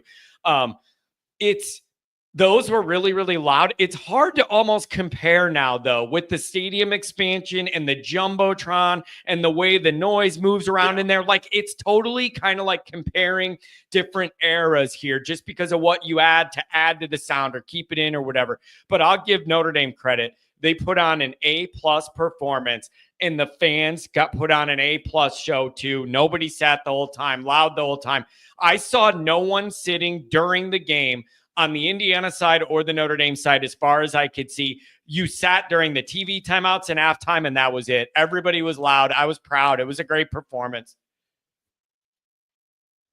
Yeah, it really was. No, it was incredible, and it was so great. I mean, it's a shame that we go into games like this wondering what kind of a response we're going to get from the crowd. What kind of energy and noise we're going to get from our crowd, and it was there was really nothing. It was amazing to witness, and I wish I had been a part of it. But I just wanted to chime in and kind of tying a bow on this last game and having to deal with the IU fans. You know, last week you were talking about the Notre Dame life. You were talking about the life as a Notre Dame fan. And I really felt that too. And I think that really resonated for me when you were discussing it, and that anxiety leading up to this game and how there was so much on the line, even though we all felt pretty confident in our ability to take on that opponent. As you said, there was still embarrassment on the menu. Embarrassment was on the menu with that game. It was. And if you've been around long enough, if you've been a Notre Dame fan for long enough, you unfortunately you've been served that dish off that menu time and time again. I mean, I was a student back in the early 2000s. I was there for one of the worst stretches of Notre Dame football. In my time there, Bob Davie and Ty Willingham were the coaches. So been there, done that, and I still have the scar tissue from those years. And I think at moments when like this, I think sometimes I just try to play it cool and not get too worked up, knowing that I've experienced that before, and the letdown is so severe. Getting served that dish of embarrassment is so disgusting. So and you were talking about the Notre Dame life and everything, and the experience as a Notre Dame fan. And I thought about that. I thought about that throughout the weekend. I thought about that throughout the entire game, and how a moment like that, this really magical moment, nighttime game, snow's falling. It's the only game on that day. Yep. And the Notre Dame fan base brought it, the team brought it, and it was incredible to witness. And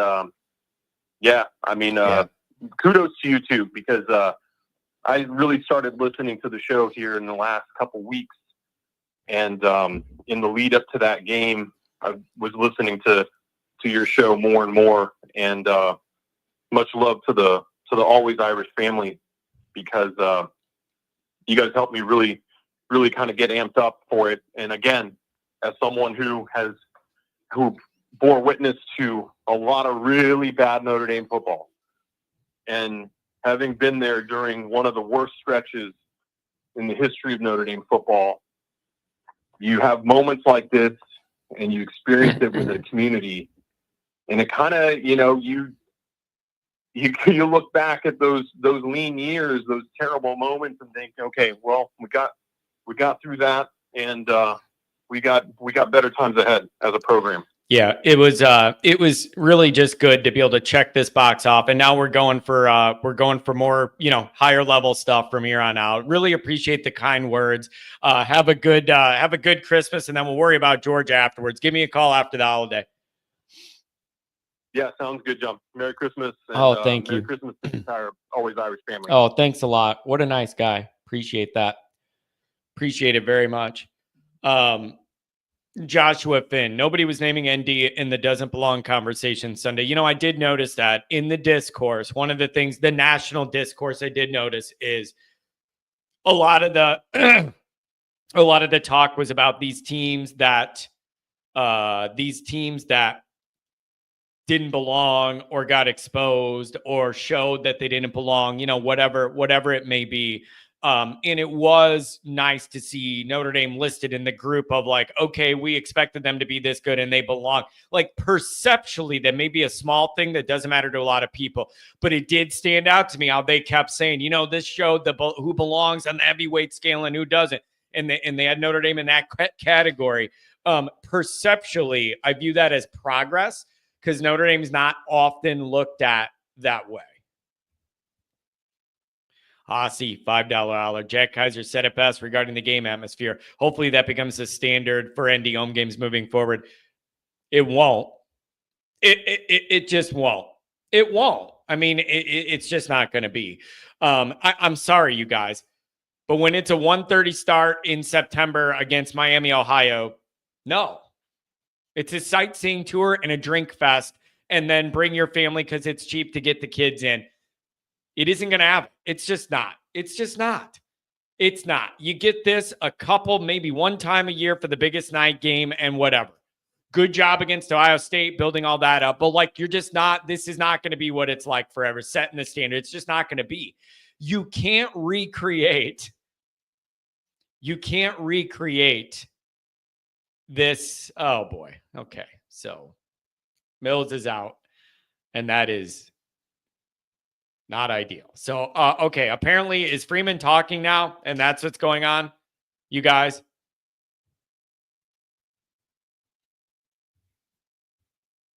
All right. So Mills is out, and that's a big problem because you need him. You need that guy against Georgia. That's a huge problem. That's a huge problem. All right. If Freeman's live, let's get to that. I'm going to flip over there and see what's going on there. So I do have calls here and stuff, but I want to get back. I want to get to that. Phil, give me a call again after the holiday, and everybody else. I want to get over there and watch some of this and see what's going on. Thanks everybody for the donations.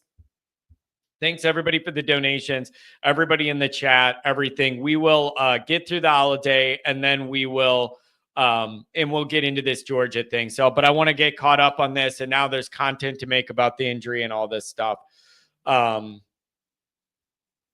Man, that's tough. That's tough. All right.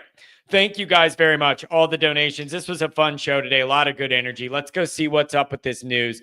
Merry Christmas, everybody. Video in the morning tomorrow. Wednesday off. We'll be live again Friday. I'll let you know the schedule. Thank you.